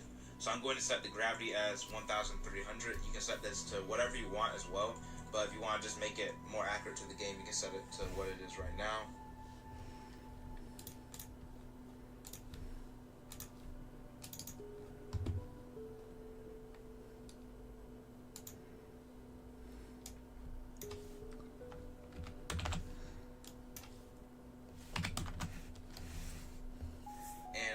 To keep the jump sustain time the same. I'm going to make the maximum falling speed 1,000, and actually want the jump to be consistent, so we don't want sustain time actually. We want the jump to be consistent, so we want a jump sustain time of 0. Because we set a higher jump sustain time. That means depending on how long we held the key, that makes the player jump higher or lower. So since we want it to be consistent all the time, we want to set the jump sustain time at 0. Of course, we don't really care about ladders. We don't care about grabbing ledges or anything like that. It won't be able to do that. And we don't need to jump through platforms either. So I'm going to hit apply right now. I'm going to drag this player onto the scene. Now, as you can see, this player actually has a white outline, and that's not a problem because in the game you can barely even see it because the background is basically white anyway. So I'm going to just change this player's size to like 70 by 70. Of course, you can change this to what you want. And I have the player right here, and I'm going to preview the game. You should see the player fall though. We won't be able to do anything right now. So the player should fall, and that's good, the player's falling. And I'm also going to set the background to be completely white. It's going to be 100% white. So now I can see, you can't even see the outline that the player used to have. And that's how No Internet Dinosaur game is. It's so white that you can't even see the outline. So now I'm also going to add ground, and the ground is very important. And I'm going to add a sprite, and I'm going to just call it ground. And I'm going to add an animation, add a sprite, and right here I'm going to use a black sprite. Now this will not be in the Google Drive that you have, but all you have to do is go to Piscal and create a 32 by 32. It doesn't even have to be that size, but just click create a sprite that's completely black using the paint bucket tool. Here we're not. I'm going to put this sprite in here, and the reason why it doesn't matter how this looks, because this will not be seen in the final game. We're going to actually replace this with some new ground. But I'm going to go into behaviors and add a behavior, because anytime you want to make a platform that interacts with a platform character, it has to use this platform behavior, or else it will just completely go through. You don't want the ledges to be grabbed, and we want the platform type to just be a regular platform. So now I'm going to apply this. I'm going to drag this onto the scene. Now I'm going to stretch it out. I can click into it and stretch it out really fast like this. I'm going to stretch it out vertically as well. And now we have ground. So now when I preview, I preview, the player is on the ground and it can't move. Okay, I have that. Not move. Now, if you look closely, if I put it in full screen mode, if you look closely, you'll see that the player is not, his feet are not really touching the ground. We don't want that. And also, you see that when we go to full screen, the whole viewport changes. So we're going to change both of these problems. And the first thing we want to do to change the viewport issue is to go to Project Manager, and then we go into Properties. And when we go to Properties, you see the resolution. And when it comes to the resolution, we want to always keep it consistent, and this is desirable for most games. We want to go into the game resolution and put no changes in game size. That means even when you put it in full screen mode, the resolution will still be 800 by 600 pixels, which is what we're using here. And we don't have to change anything else here. And now if I preview, and now I go into full screen mode, it'll still be the same. And don't worry about the black background. That's actually just how it looks. It's kind of blending in. But it's not actually going to look like that in game, of course. Now also, the player, we want to go into his hitbox. We want to edit the collision mask. And you'll see that the reason why it's not really accurate to the player is because the outline. We're still accounting for that outline. So we want to make it so that it looks like the feet are actually on the ground. So I'm going I think to I already did this with mine, right? vertices. Yeah, I did. And now you'll see it'll be more accurate now. Much more accurate. I'm just going to make it even. Doesn't really matter too much, but now it's even. I'm going to close this, apply, and now when I hit preview, the dinosaur's feet will actually be touching the ground, as you can see. So this is what we want. Now that we're done with that basic setup, I'm going to move the dinosaur over here, because he's going to stay in this corner, because that's how there's no internet dinosaur game. He's going to always stay in this corner. So now we want to go into events, and we want to actually start to program some of the dinosaur's controls. And in order to do this, the first thing I'm going to do is set up something called initialize. We're going to set up an event group called initialize. So first add a new event, right click the event, and then add. And you'll see you have all these settings. You want to add an event group. And this is just a way to organize the project. There's a way to organize the project easily. Why are you on that I'm shelf? going to call this initialize. And the reason why I'm going to call it initialize. You were making sure I was distracted before you went on. You know you don't belong on that shelf. Get your little butt off that shelf. Oh, Mama, it's comfy over here. Hey, get out. You're knocking my stuff over, buddy. Actually, why the frick is this even over here? Get down. Get down. I'm gonna keep harassing you till you get down. There you go. You knocked my little cat over.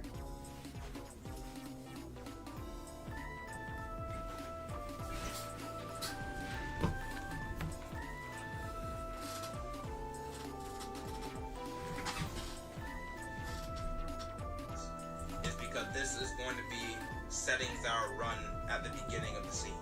In order to put this under the object group, you can grab the condition and place it under here. You'll see the line, and when the line moves horizontally forward, that's when you know it's under the group. And then you place it in there. So I'm going to go under initialize and add a condition, and go to other conditions and put at the beginning of the scene. That will make sure the moment the scene starts, this will happen only once. Something will happen only once. Okay. So I'm going to add a condition. We'll add an action. Go to player, and you'll see all these settings. And we want to ignore the default controls. And the reason why, if I preview right now, if I press up, you'll see he won't even move. If I press space, the player is not moving at all already. And the reason is because we already ignored the default controls. But just to make sure, I always have it to make sure. Ignore the default controls, especially if you forgot to set that setting earlier. This will just make sure that you can't move. But you actually already shouldn't be able to move. But this just making sure, just extra protection. Okay. Now, to get to the player controls, now we have to manually program our own controls. So I'm going to add another condition and add another, I'm going to right click into this condition and add another event group. I'm going to name this event group player controls. And the reason why this is to help organize it, because there's going to be a lot of code in this project. Now, the first thing we want to do is actually program the jump of the player, because of course every platform you need to be able to jump. Okay. So I'm going to first program a condition. I didn't see the jump, so that's why that's the only thing I I'm going to learned. go into other conditions because we want to access a key press. And then I'm going to go into keyboard, key pressed, and then put up. So now if up, Okay. Key is pressed, we want to do a certain thing. And we're also going to add another condition here. That's what I figured.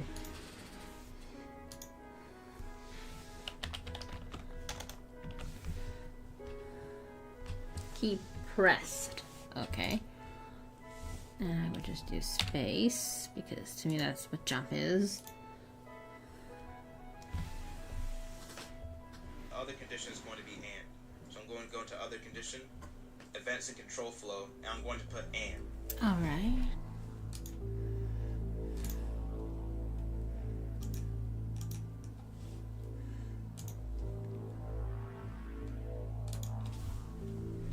And the reason I'm going to put and, I'm going to add a sub condition. Make sure you put this under sub condition. And other conditions, keyboard, and then put key pressed, and it should be down. You should put down. And we're going to invert this condition, because basically what we're checking is, I'm going to read the code off like it's English. If up key is pressed and down key is not pressed, and the reason why, if you've Okay, I guess the down key is duck. So add and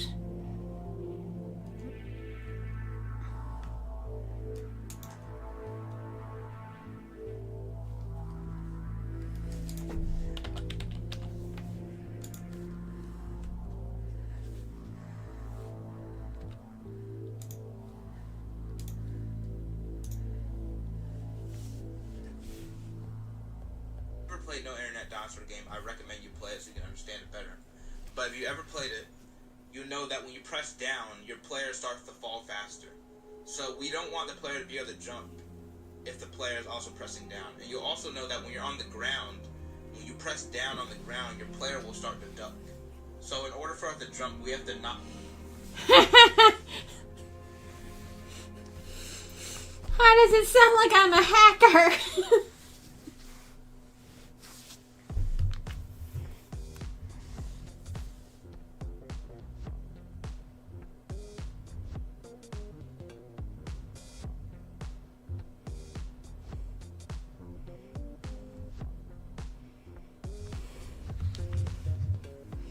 Oh, what? Okay.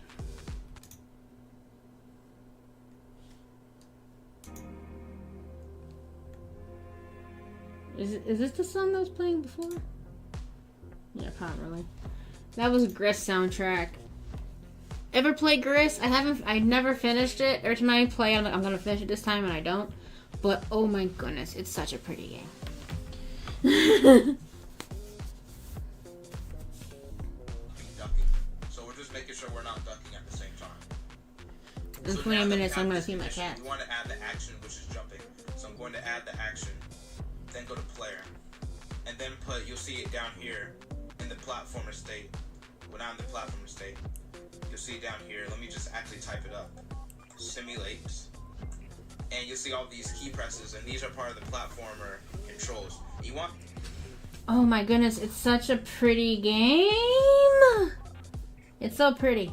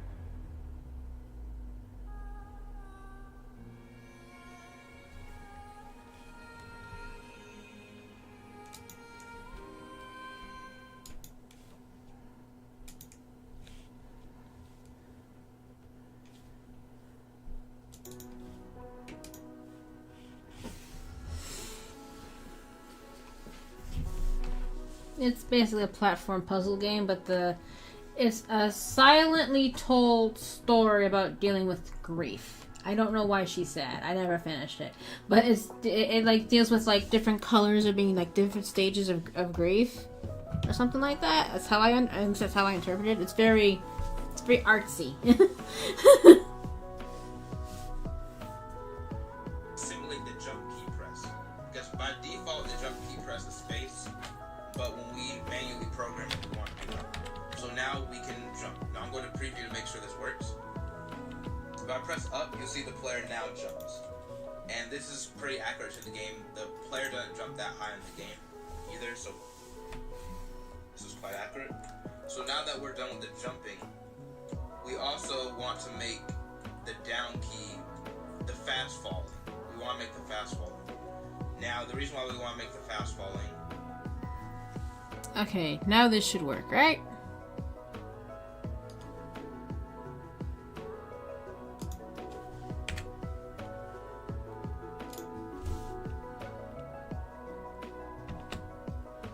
Yes.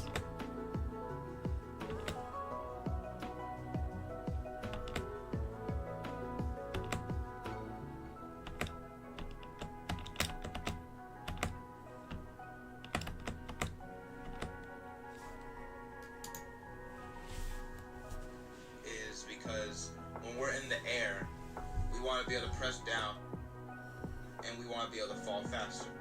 So in order for us to do that, I'm going to drag this under here, under player controls. Okay, I've mimicked everything else, so we can just go back to where we were for 40.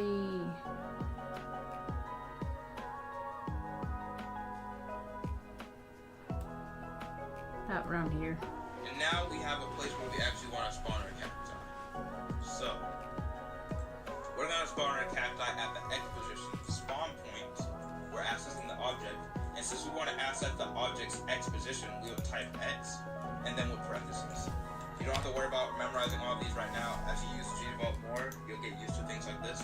If we want to access the object's Y position, you can guess it's the same thing, but instead of putting .x, we put .y instead. So here we have it. Of course, we want to spawn in the base layer. That's the only one we have. I'm going to click OK. And actually, I meant to not put this for spawn point Y, because we're not trying to spawn at the spawn point's Y position. I'm going to have this as a hard-coded value, since all of them are going to be the same, and we don't have to actually change that. So I'm going to preview this now, and the number is probably not going to pick 0.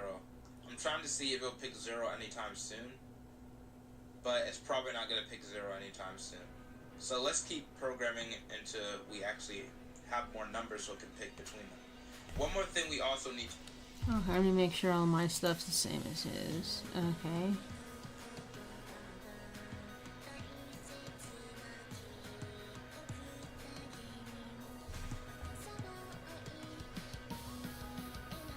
At position spawn point. Okay. is we want to change the size of the cactus when it spawns, because normally the cactus is like this size, and as you can see, the dinosaur is going to have a very hard time jumping over a cactus this size. Of course, I've already had this project made before, but the size that we're going to use is 35 by 67 for this first cactus. That's the size that we're going to use. So that's what we're going to do. This first cactus is going to be the size like this. So I'm going to delete this real fast, and let's make it so the moment that it spawns, I'm going to click into cactus, and we're going to go into size. And we want to change the size. We want to change the width to 35 and the height to 67. And this is measured in pixels. Also, we want to change this to trigger once, because if we don't change it to trigger once, it'll keep spawning these objects as long as cactus RNG equals 0. It'll just keep spawning them because the code keeps running. So since we only want to run once, we go to other conditions, we go to events and control flow, and trigger once while true. And now all we have to do is basically copy and paste this and repeat the same thing, but with different objects. So now when cactus RNG equals 1, we want... Okay,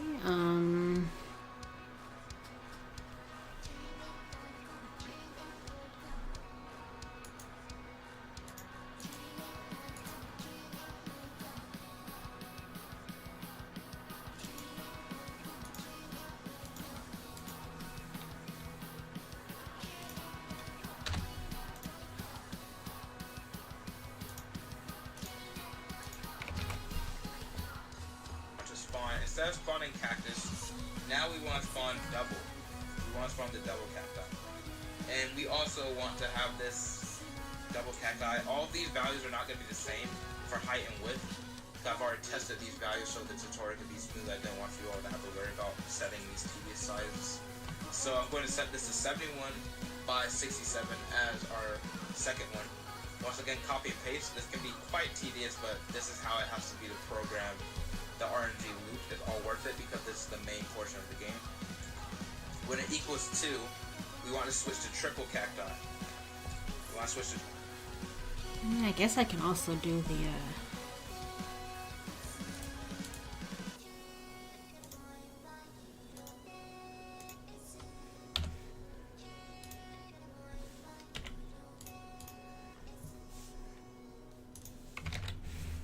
triple cacti for both of these. Make sure you spawn these. Make sure you set the name for both of them. Triple cacti, and we want to set this to 97 pixels in width, and we're going to keep it 67 pixels in height. So this is fine right here. I'm going to I'm going to paste this again. Instead of setting, let's drag this down so it's not confusing. Instead of setting the cactus RNG to equal 1, I'm going to set it equal to 3. If it's equal to 3, then we get into the small cactus. So the small cactus, and the size of the small cactus is got to be 20 in width and 52 in height. 20 in width, and we're going to set the height as 52. Once again, copy and I paste. need to do all this because I don't have the exact size ones. And we're going to Or I set can this one just as change equal it to to the 4. size I need. We want to put the double small cacti, and that's going to be, make sure you put double. I got to make sure I put small cactus under here as well. Make sure you set both of these too for the changing size and create object. And I'm going to put double small cacti for this as well. And once again, the size is fine already. The size is fine. 20 by 52 pixels. And, well, not 20, since we're having 2 cactus or cacti. I keep getting these confused. We're going to have 40 pixels and 52 pixels in height. Once again, I'm going to copy and paste this. We're going to have to do this a few more times, and then we'll be done with it. Of course, programming is slightly different. We don't see any programming is slightly different. We will do this very soon, though. But I'm going to test out the game and see how it works. So now we wait a few seconds. And as you can see, we don't see any cactus yet. And why don't we see any cactus? The reason is that they're not moving. Yeah. Even though we have all the code right, we have no code in the game that makes the cacti actually move. And there's nothing spooky or crazy about coding. If you haven't coded something, it's not going to work how you want it to work. It's simple as that. So now we want to actually make the cactus movement, the cacti physics. So let's get into that part of the game, the cacti physics. And this is going to be pretty simple. I'm going to add a new, we already have this new condition. So I'm going to right click this condition, add an event group, and we're going to call this cacti physics. And this will also include the pterodactyl. I might remake my Flappy game, by the way, with this here. I don't really care if it includes a name. So, we have the cacti physics. Now, basically the objective of these cacti physics is they'll always...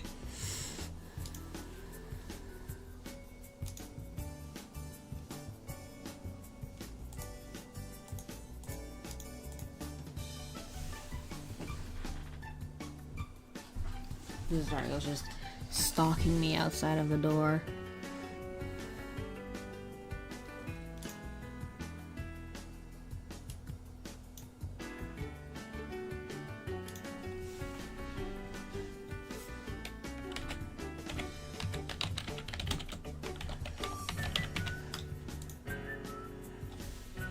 Be moving at a specific speed. They'll always be moving at a specific speed. Now, they will be moving, of course, they're going to be moving left. And if they're going to be moving left, that means we have to subtract their X position if they're going to be moving to the left. So I'm going to we're going to keep the condition blank because we want this to always run on every frame. I'm going to add an action. And the action that we want, we can actually simplify this because we could just do it like this. We could click cactus, and then we can make the X position minus, we could put minus 10. We can put minus 10. You sure aren't. I don't know who you are. Hello, how are you? And then we could technically copy and paste this code and put it for the small cacti, the small cactus. We could put it for all of them. But there's an easier way to do this, and that's by using a feature in GDevelop known as object groups. And how do we access the... Oh, good. Thank God we're doing groups. I'm excited. Okay, I know how a group works. Jazargo, turning up my chair isn't gonna get you to have your food quicker. You still got 7 minutes, baby. 7 more minutes. Okay? 7 more minutes. And then you can have your nummies. But Mom, I want my nummies now. 7 more minutes.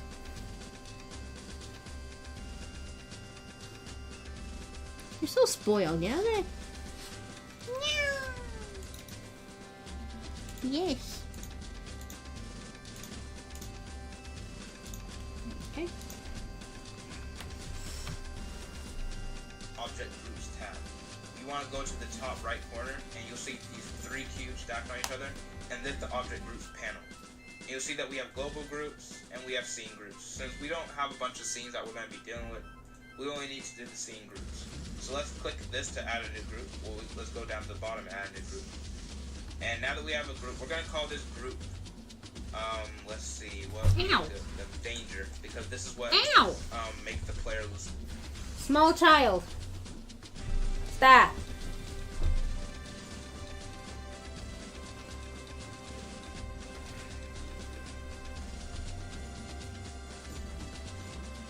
Come here.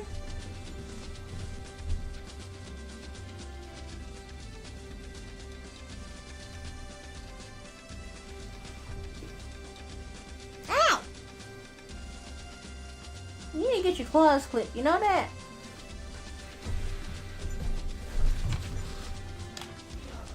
This is dangerous. I'm going to add all of the cacti and the pterodactyl to the group because all of them move at the same speed. If they moved at different speeds, they wouldn't be able to do this. But since all of them move at the same speed, we can add them all to a group and then modify that group. So I'm going to add cactus to the group and add the rest of them all to this group very quickly. Make sure to not go too fast and add another object that you don't want to the group. I'm going to hit apply. So now we have all these objects in danger, the danger group. So how do we actually access this group? I'm going to double click here. And you'll see that now when I look down in the actions, and I'll see an object group. So I'm clicking into danger, and now I'm clicked into danger, and we already have it set on the X position. So we want to subtract 10 in the X position from all objects of danger at all times. So I'm going to click OK, and now instead of having several lines of code... Yeah, let's just try what he's saying, right?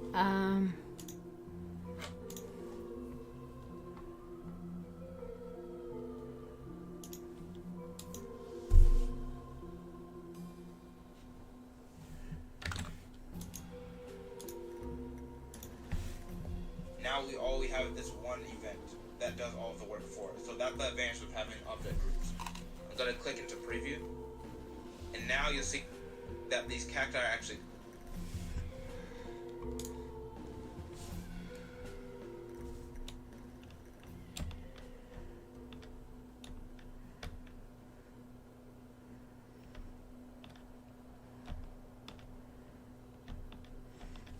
It's definitely doing what I wanted.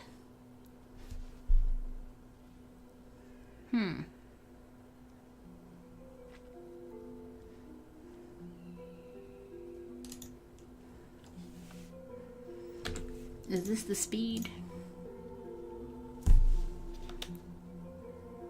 Yes.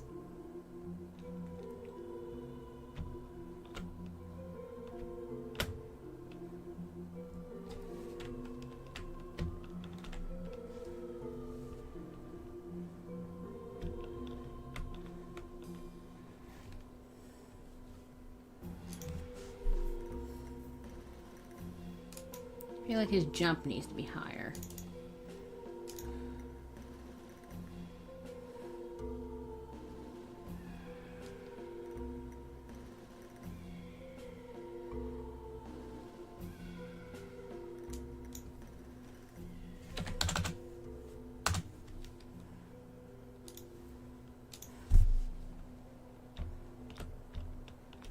Okay, so the speed is equals height, apparently.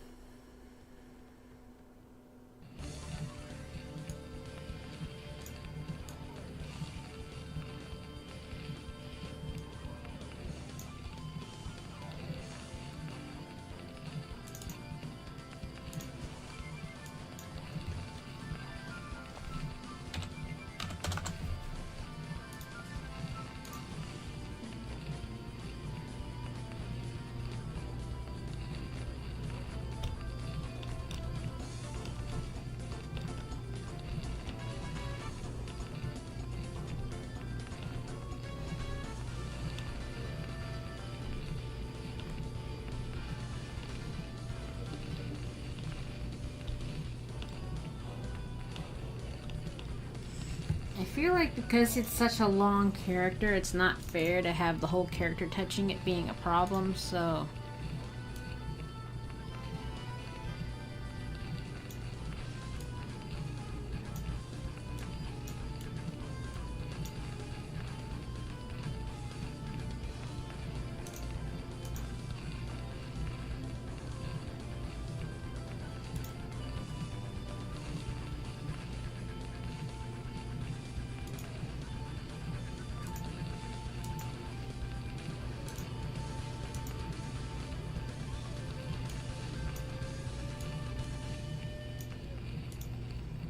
That feels a little more fair.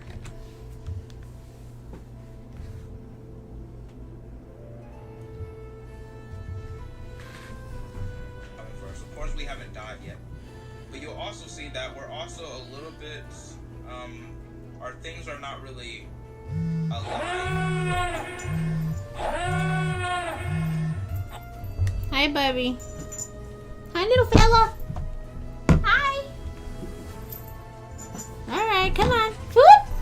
Nummies? Give me your nummies. You want snickles? Come on. You want your lunch?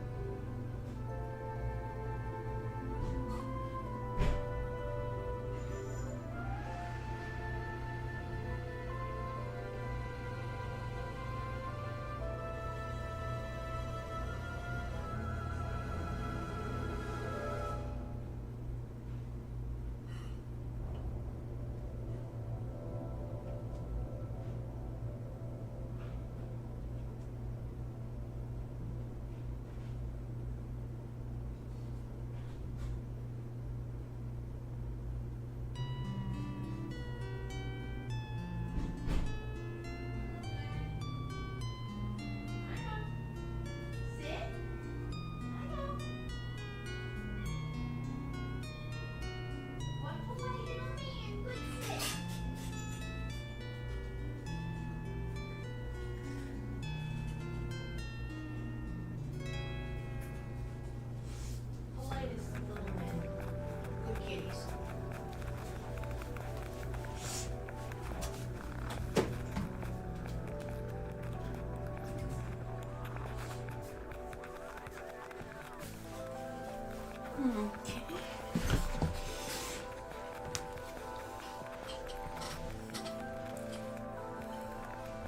I'll say they're not aligned correctly, and that's because we don't have the final ground. I don't want you worrying too much about the ground because it's not final. It's not in its final state.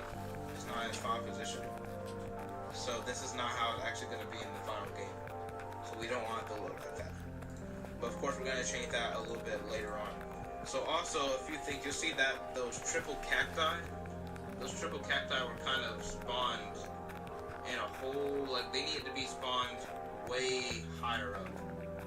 They need to be spawned way higher. Not everything can be spawned at the same Y position. So I'm gonna actually change the triple small cacti with it. I said this is triple cacti. Okay, I know how to do the parallax scrolling. Triple cacti. I'm not going to worry about the score right now, even though probably would be good to watch that. I might. I might. But I want to refine this a little bitty bit here. I need you to be outside of the frame for one. So make sure this works.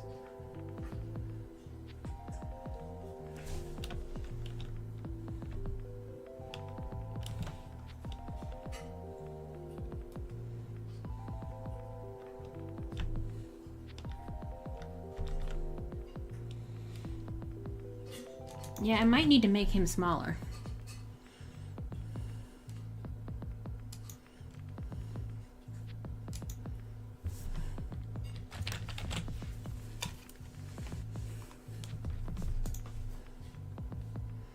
Or, well, actually, it's not spawning it in. What if I just... No.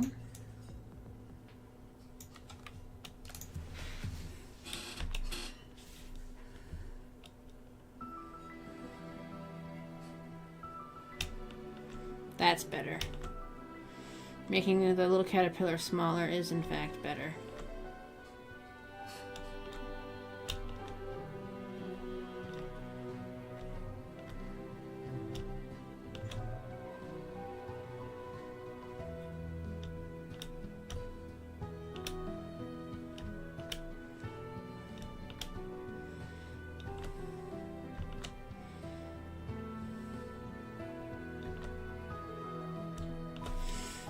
Okay, let's do a couple more things just to make this feel a little better, just so I can like visualize it. Tiled sprite.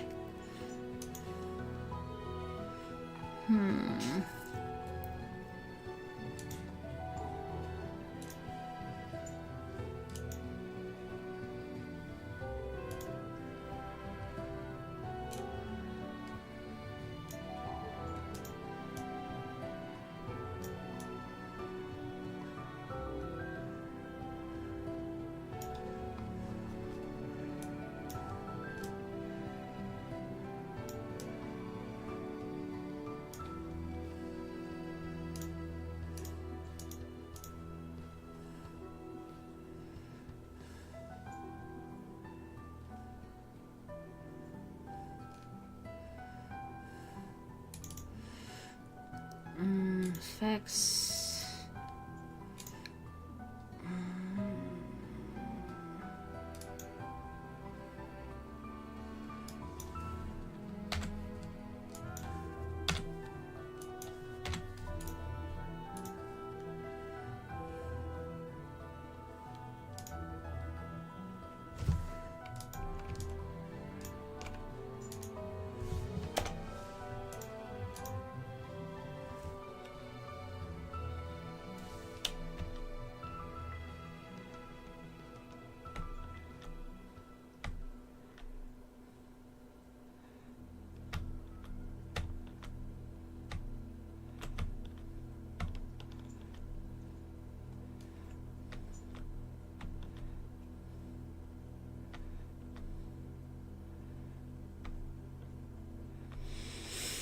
These obstacles need to be super small to be even possible, or make it slower.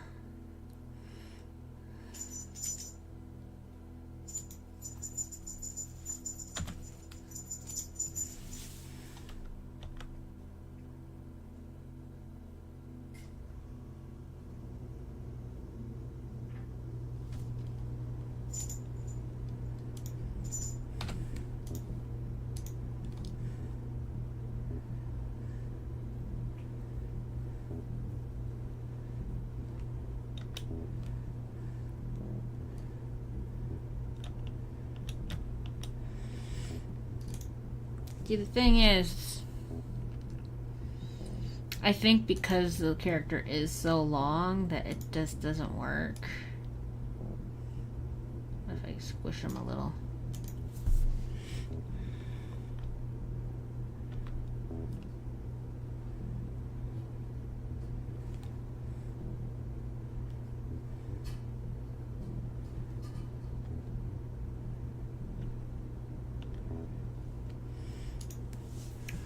Okay,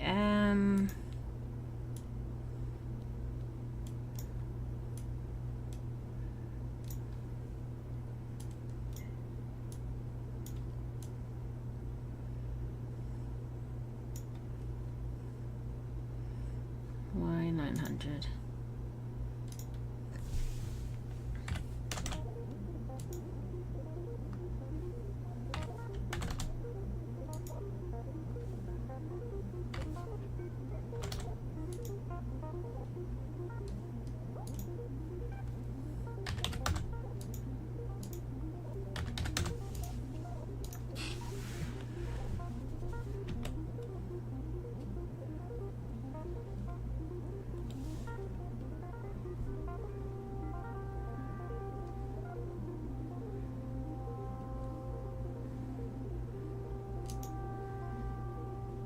What?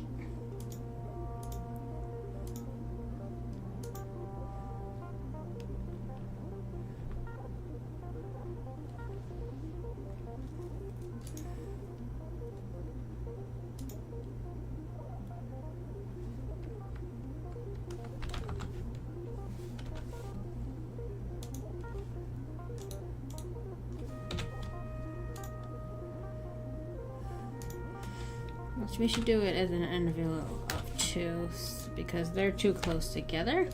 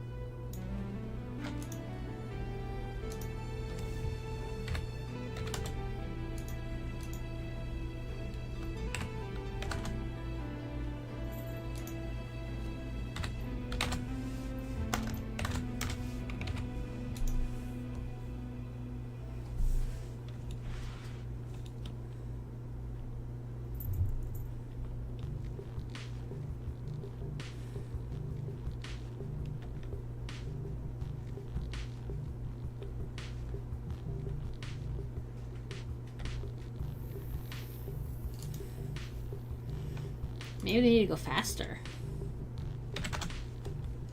Maybe that's why I had it be so fast.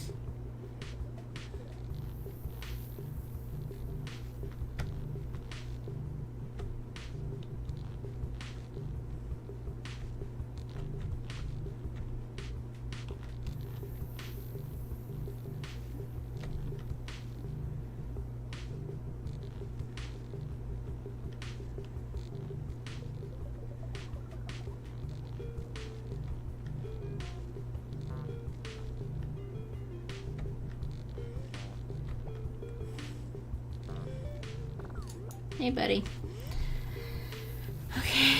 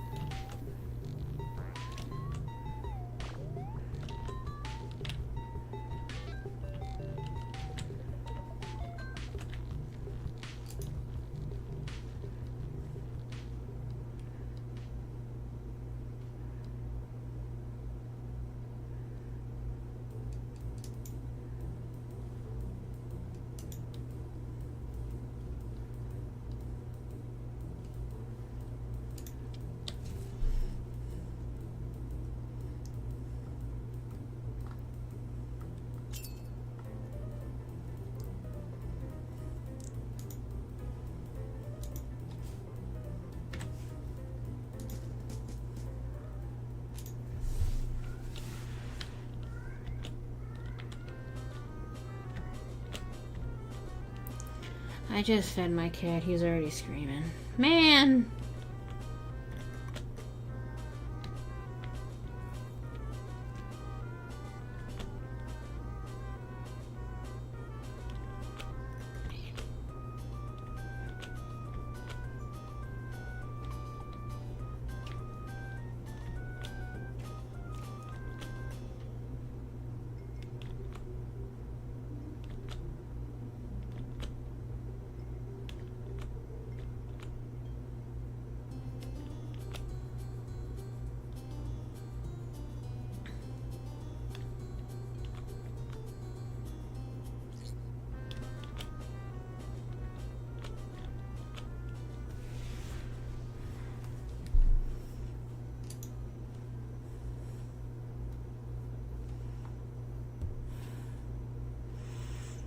If a bunch of them spawn together, it doesn't matter what size I make the player. They are still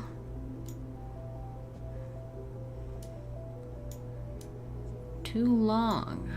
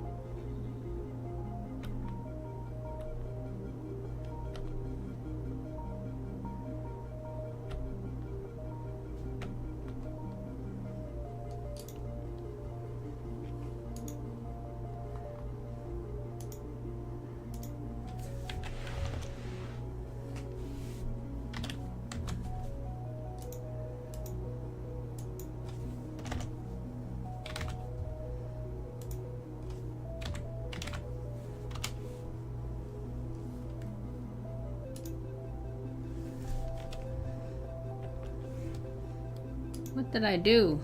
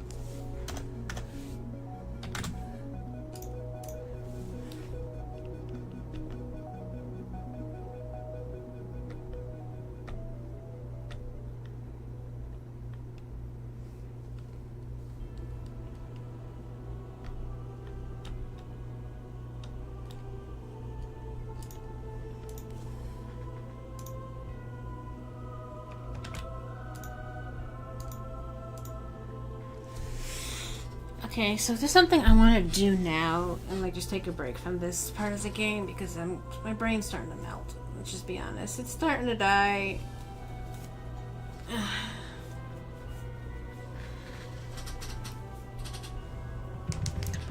I want to try something. So we are going to duplicate. Let me test.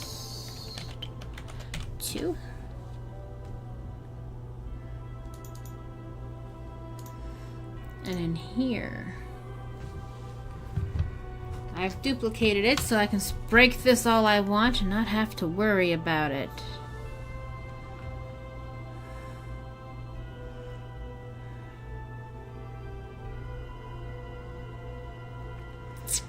Yeah, this didn't work, this didn't work.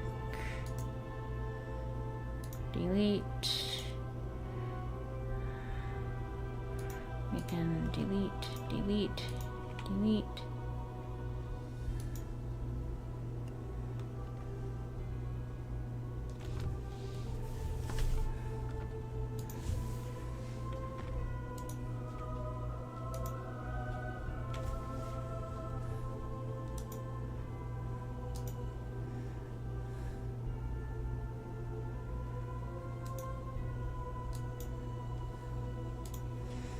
Alrighty, we're gonna plop you up here. And nope, I don't want to do that. What is edit scene? No.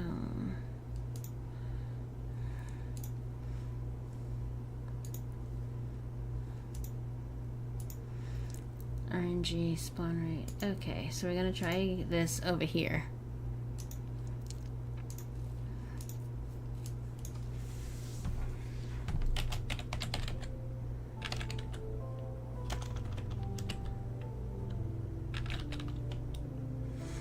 Oh, this is my favorite track from Half-Life 2.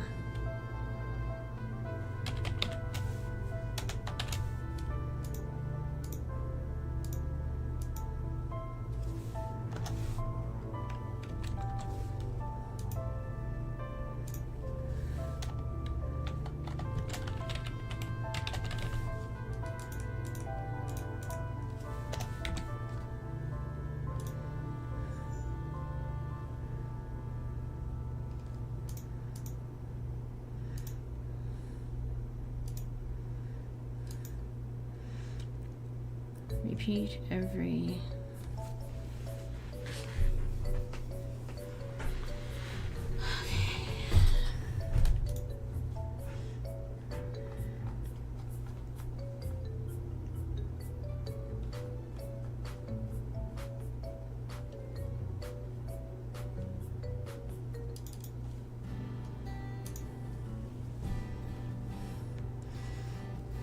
Oh, please don't say that you'll go.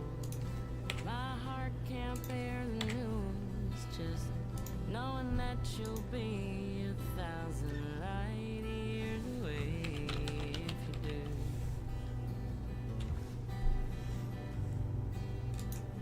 And will you know when it's through? When you find what you're looking for, will you know what to do? 1,000 light years away when you do. Oh, when you do.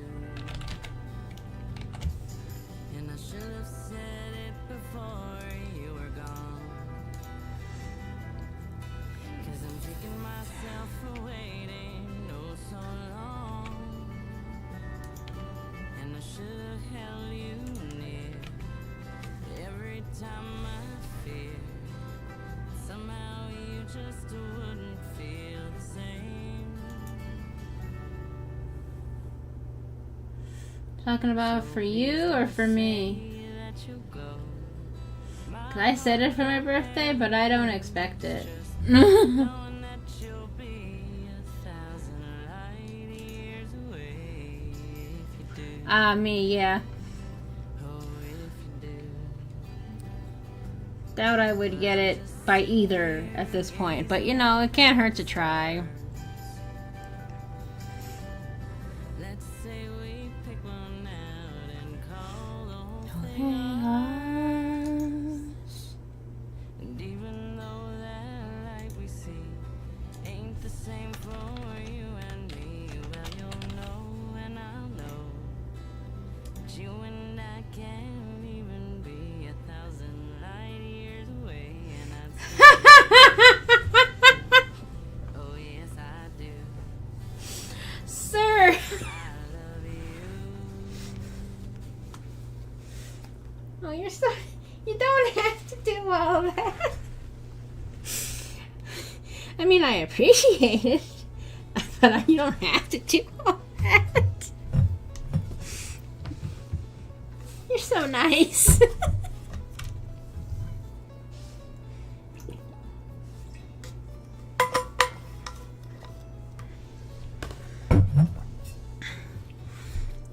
Hopefully, if I stream enough, more people will show up and like what I'm doing.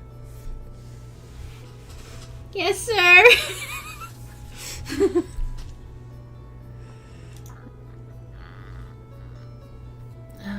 Action. What is the action? Okay, no, wait. We do change scene variable. This is so hard.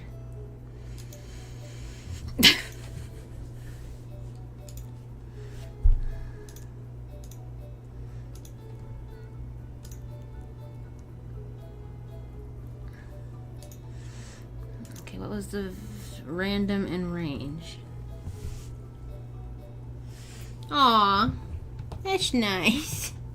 Like more of the same thing, or like you do like other odd jobs?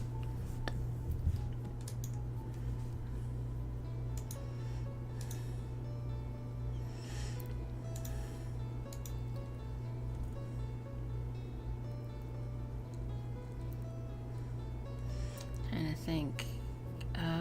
Random and range is what we're doing, right? Yes. So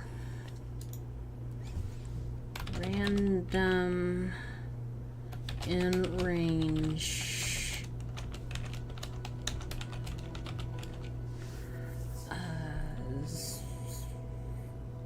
0 to. I don't want the birds to be in with the enemies, even though. Wait, do I?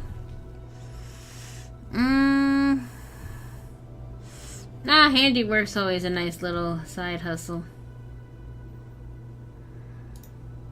Because I want the birds to be low. I want them to be above. What else do I have that references enemies? Okay, that's fine.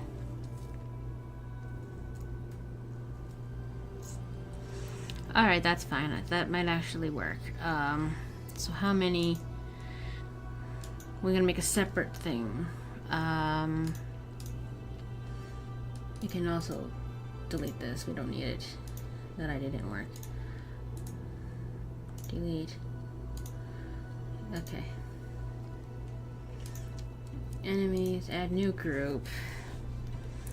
Ground. Obstacles. I'm learning how to spell obstacles. Look at me go. And how many obstacles? Oh, this one. Go over here, because this is confusing me. Go over there! Don't argue with me! There you go. And you can go over here. You need to come here. Come on. Argue with me.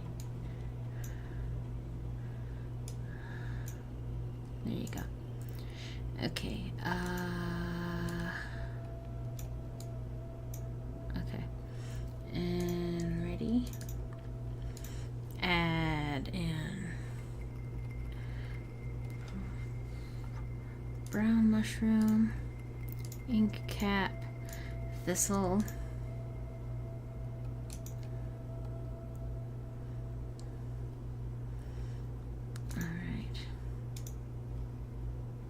Random in range, that's 3. 0. 5.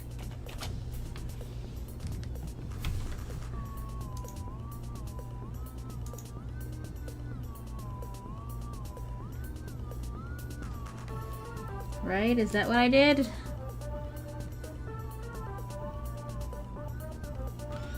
And then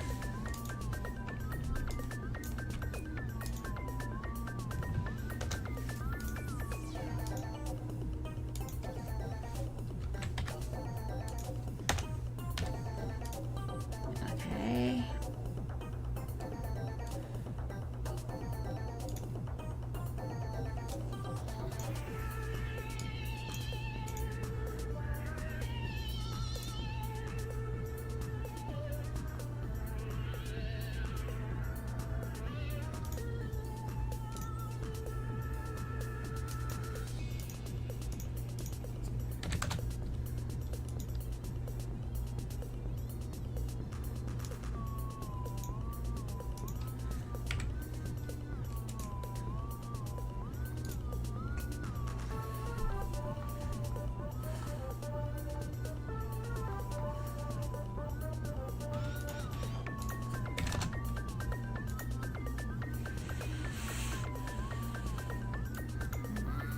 Bring the stuff down here, and we can do this phone thing, right?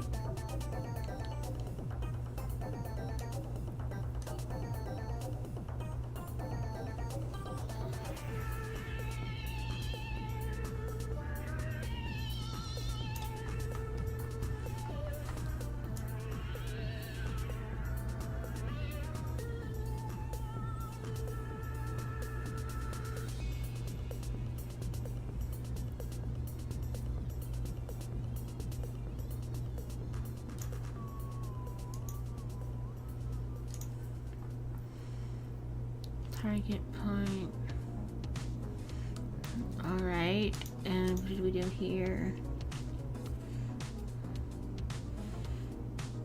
Create.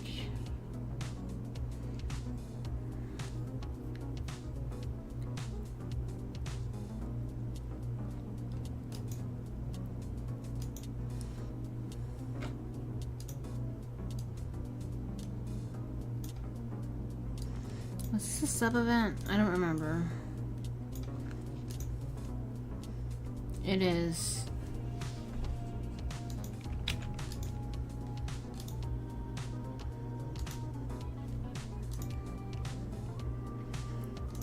Alright,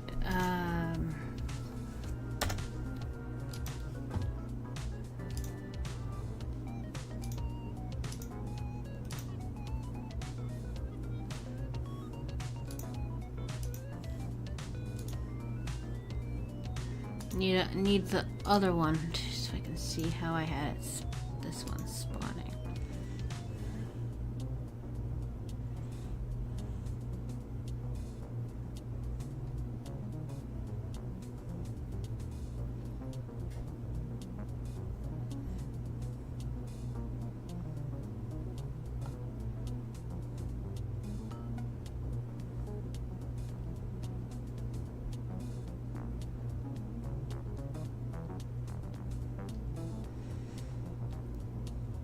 What happened to the...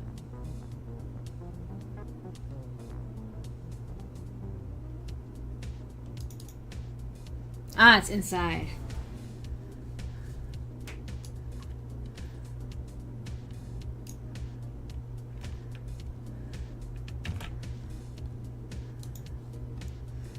Alright,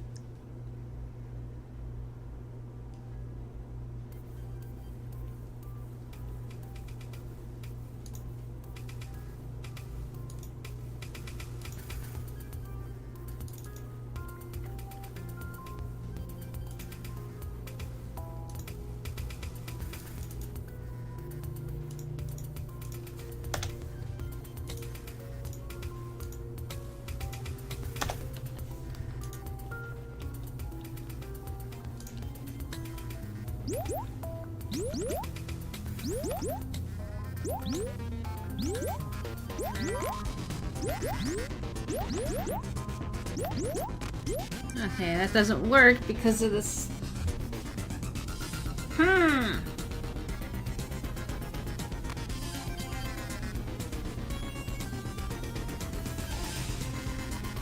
Okay, wait.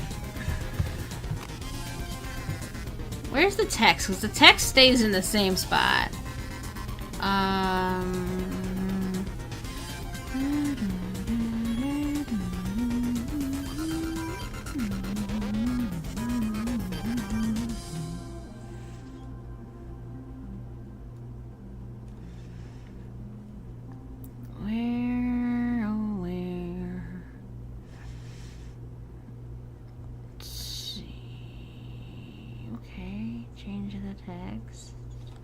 Must be inside of the text itself.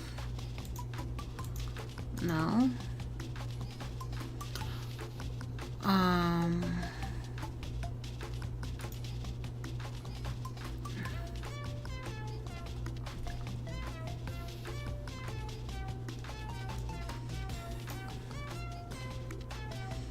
Oh, that might that.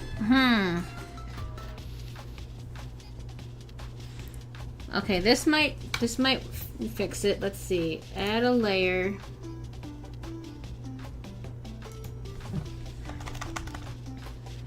Spawns. And put this on this layer. And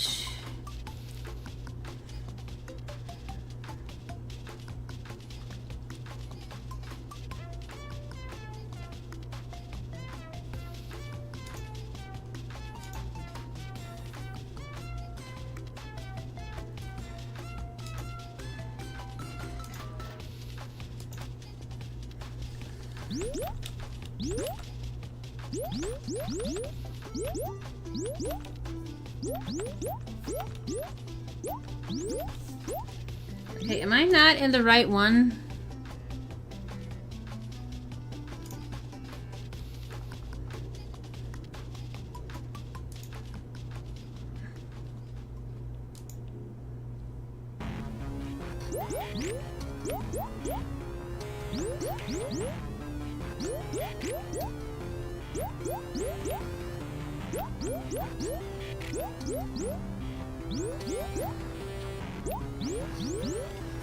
Alright, nothing is spawning. Isn't that fun? Okay.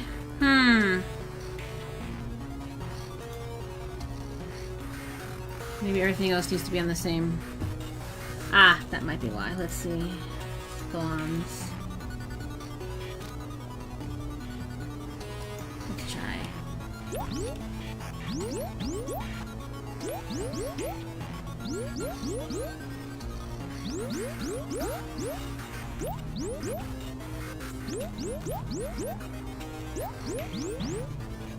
I don't get it. What am I doing wrong? What the frick? Why is this popping up over there?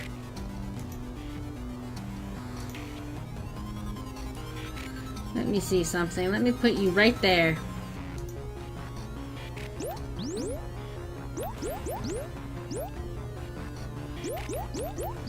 Why are you going over there? Alright.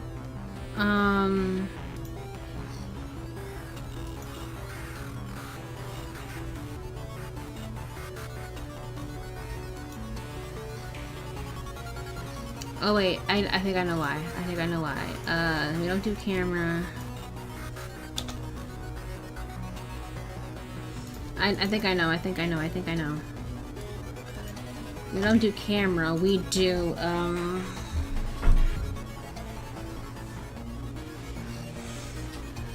target point X,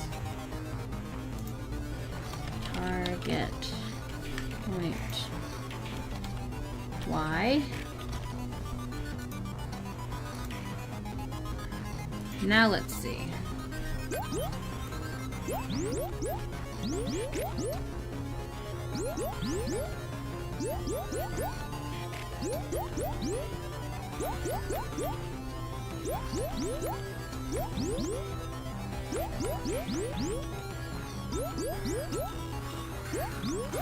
Now you don't want to spawn at all. That's fun.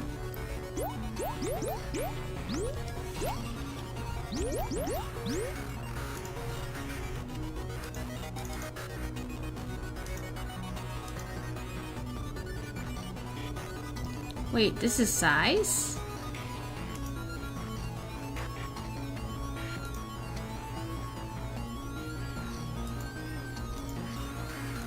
Why did that change? That's stupid.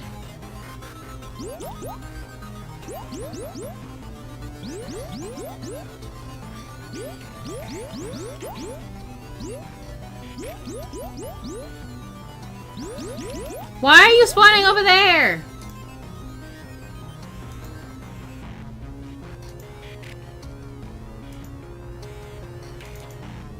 Maybe random and range won't work anymore.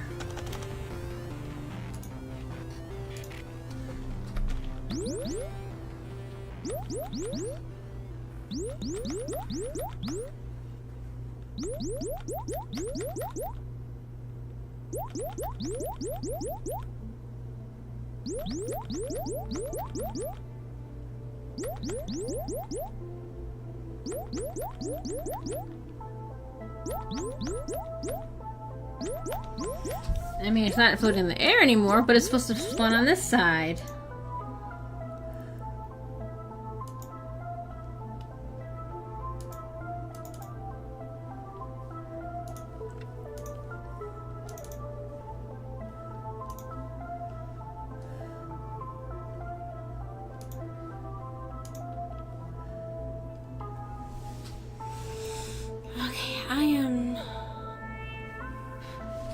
My only guess is maybe because there's a camera?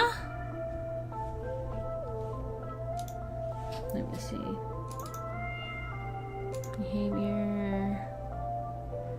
Face forward. Platform. Smooth camera. Let's turn it off and then let's see if that fixes it.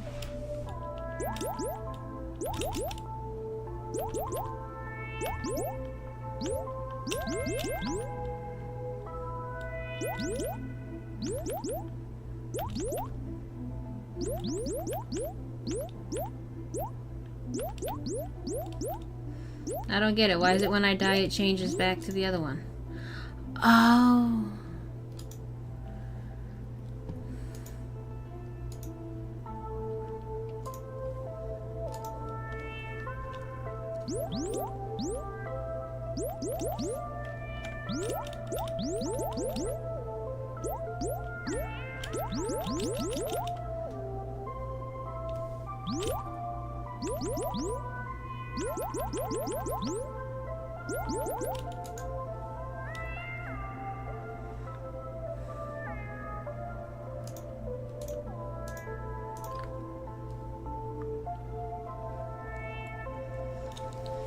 Okay,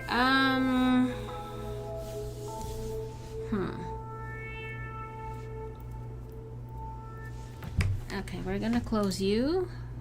I'm gonna close you. You and you. And now we're going to... 3 hours. That's why my brain is starting to feel fried. Let's just try one more thing. No, not delete. I want duplicate. And there's runner. Test Flappy. Okay.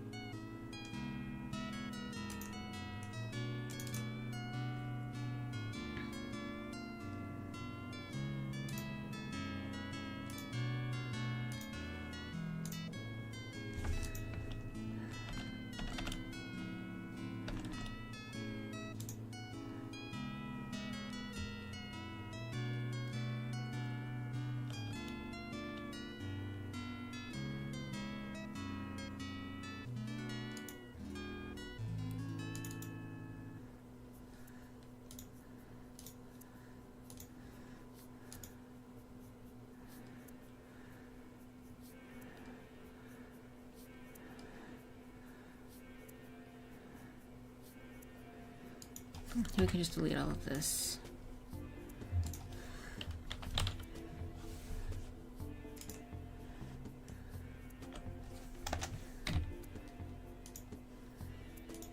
Key pressed. Space.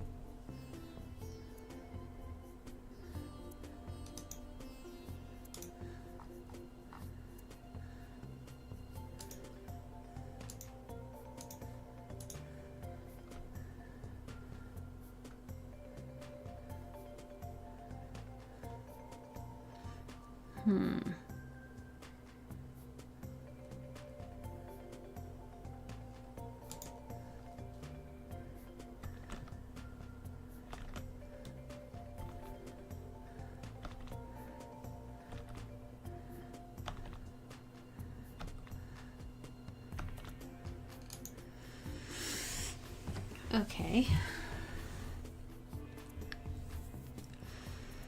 All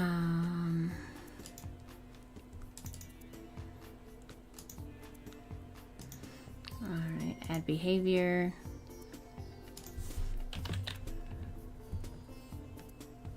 Face forward.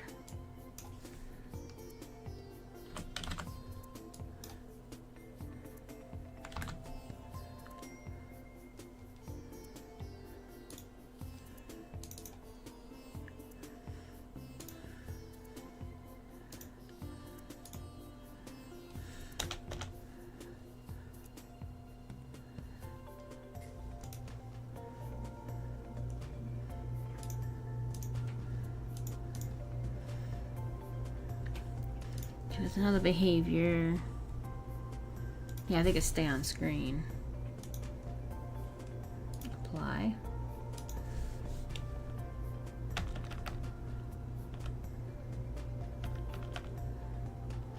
Need to fix that. That's wrong.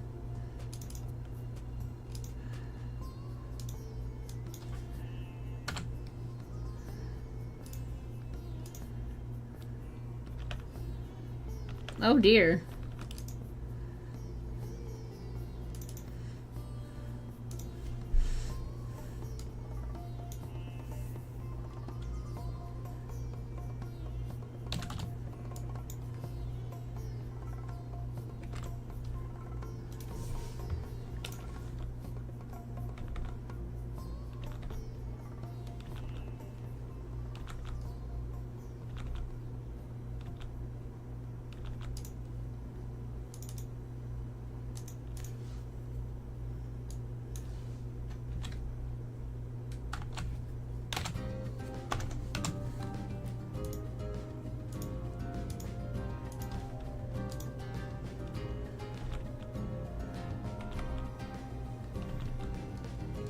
Okay, let me open up the other one because the other one...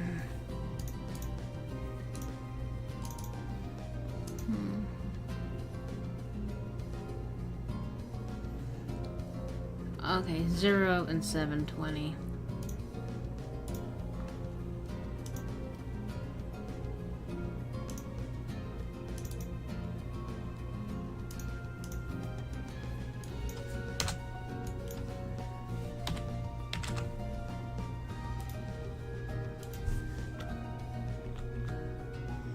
Okay, that's not working out very well at all. There's some problem with you.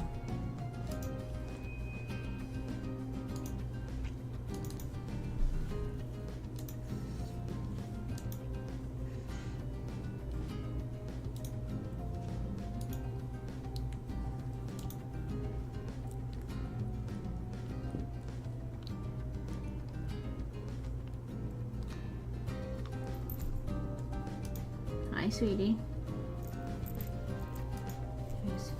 Okay.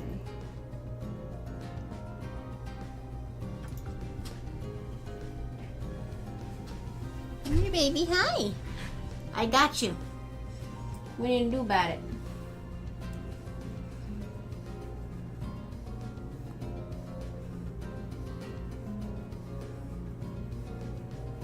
I know you like it. I know you like it, little fella. Mwah. Mama. Mama, put me down. Alright, get down. It's your fuzzy butt. Oh, wait for me.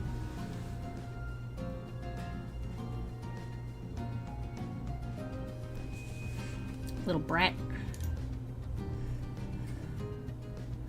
Okay, endless runner. And those are Flappy. Why does that butterfly look so drunk? I don't understand.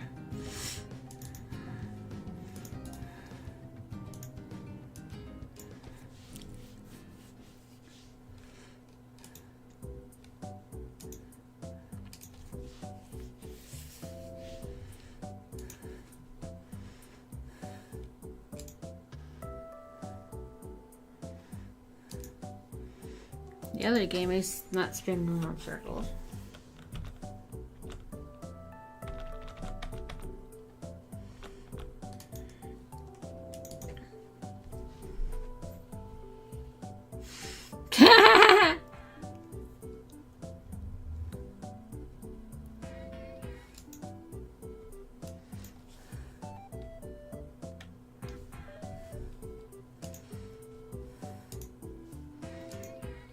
I'm not losing my mind, right? This thing.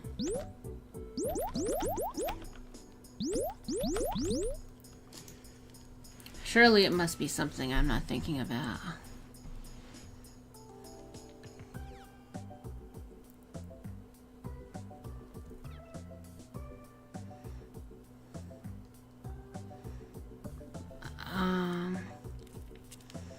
Maybe that's the problem?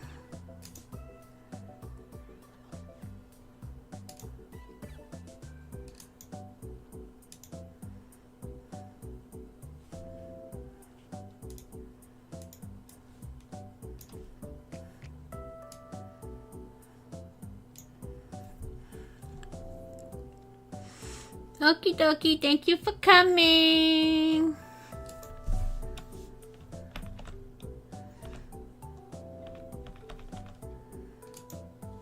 Why is this butterfly so drunk? What is your problem, butterfly?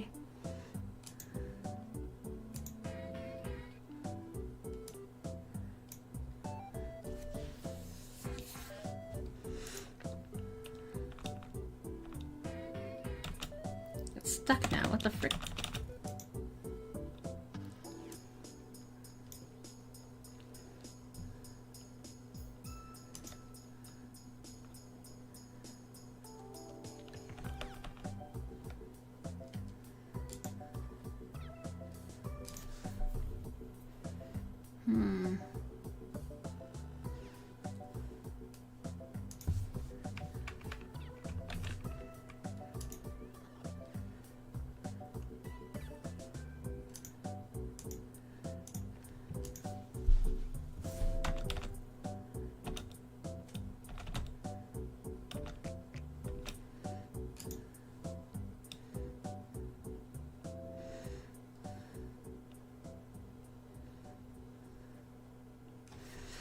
Okay, that fixes it.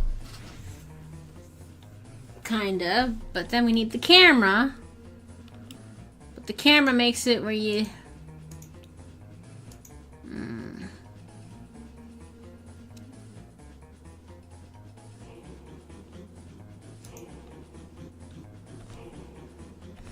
Okay, Okay, that's the problem.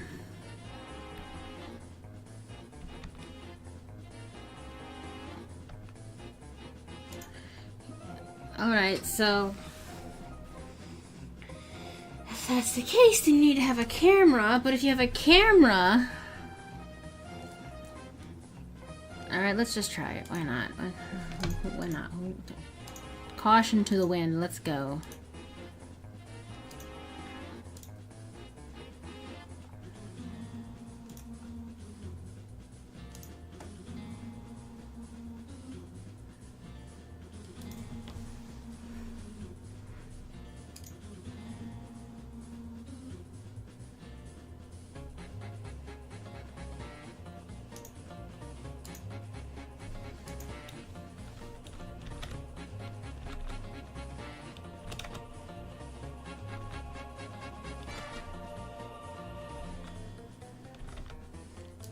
Okay, what if...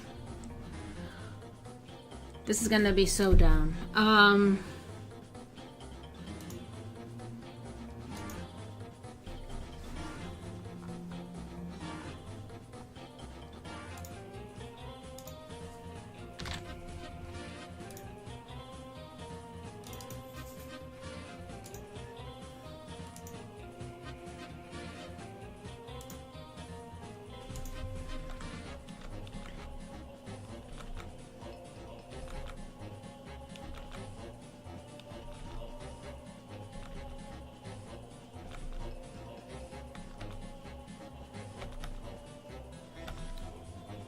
Okay, that kind of works.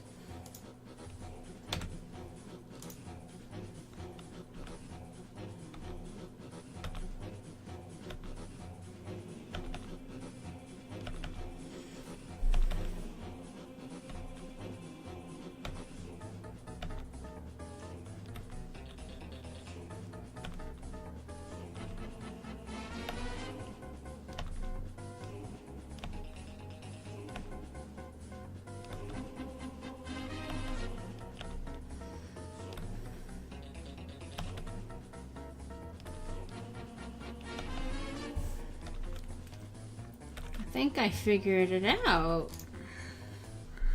Let's try here. Where is Flappy Test 2? Alright. We don't need you, we don't need you. You should save. Alright.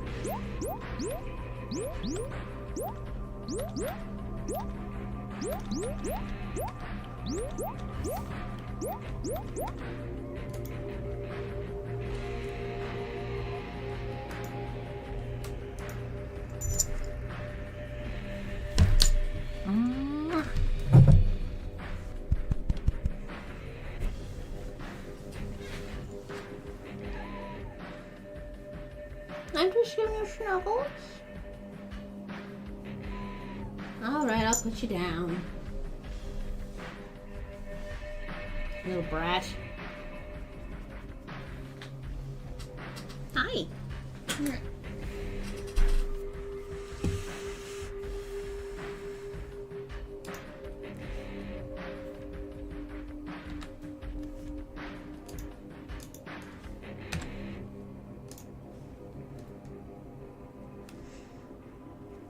These also need to be scaled down. Need to be scaled way down.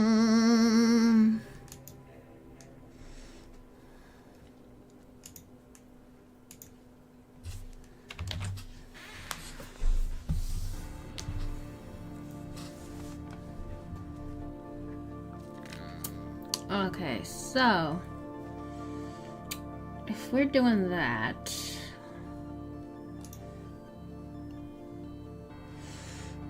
okay, I'm only gonna go a few more minutes. I'm getting tired.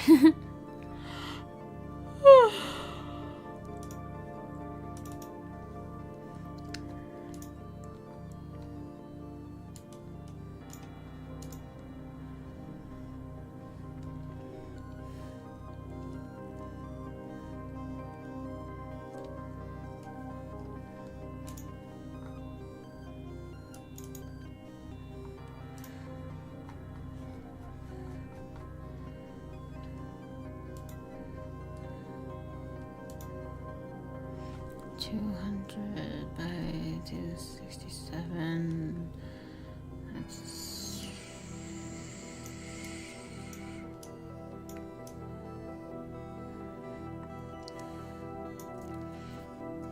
328 by 490. 491.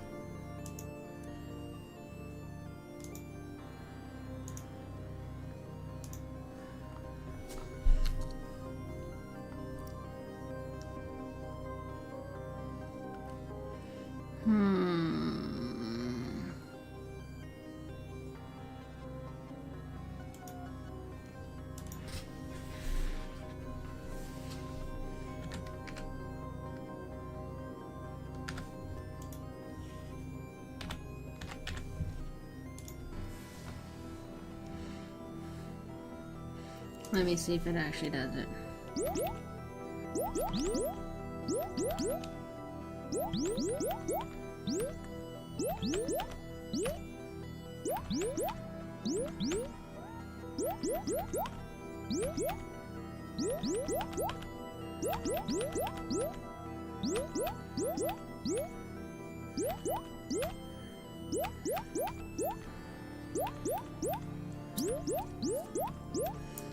I'm not even seeing anything else.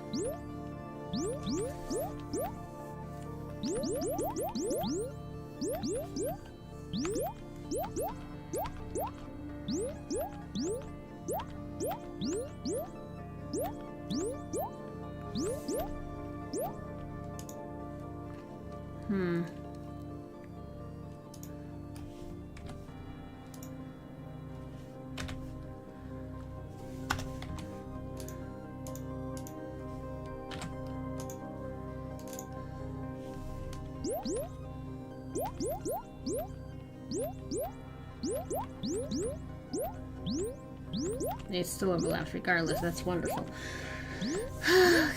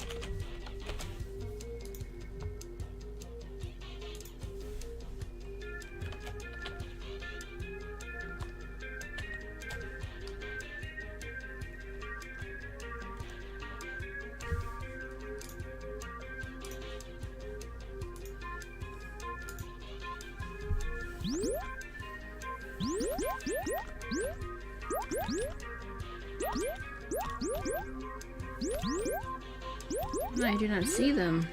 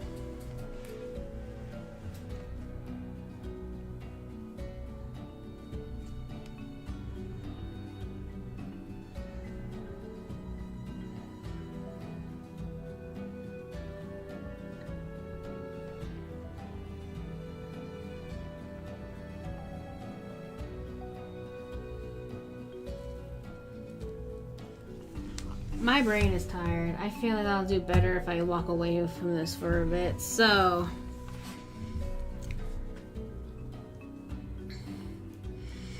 we've technically made progress, even though it doesn't feel like it. I'll figure this stuff out after I walk away for a bit. So I am going to end the stream now. Thank you all for coming. Thank you for hanging out, for the donation. We'll get that laptop eventually. I hope you all enjoyed, and I will see you all later. Bye!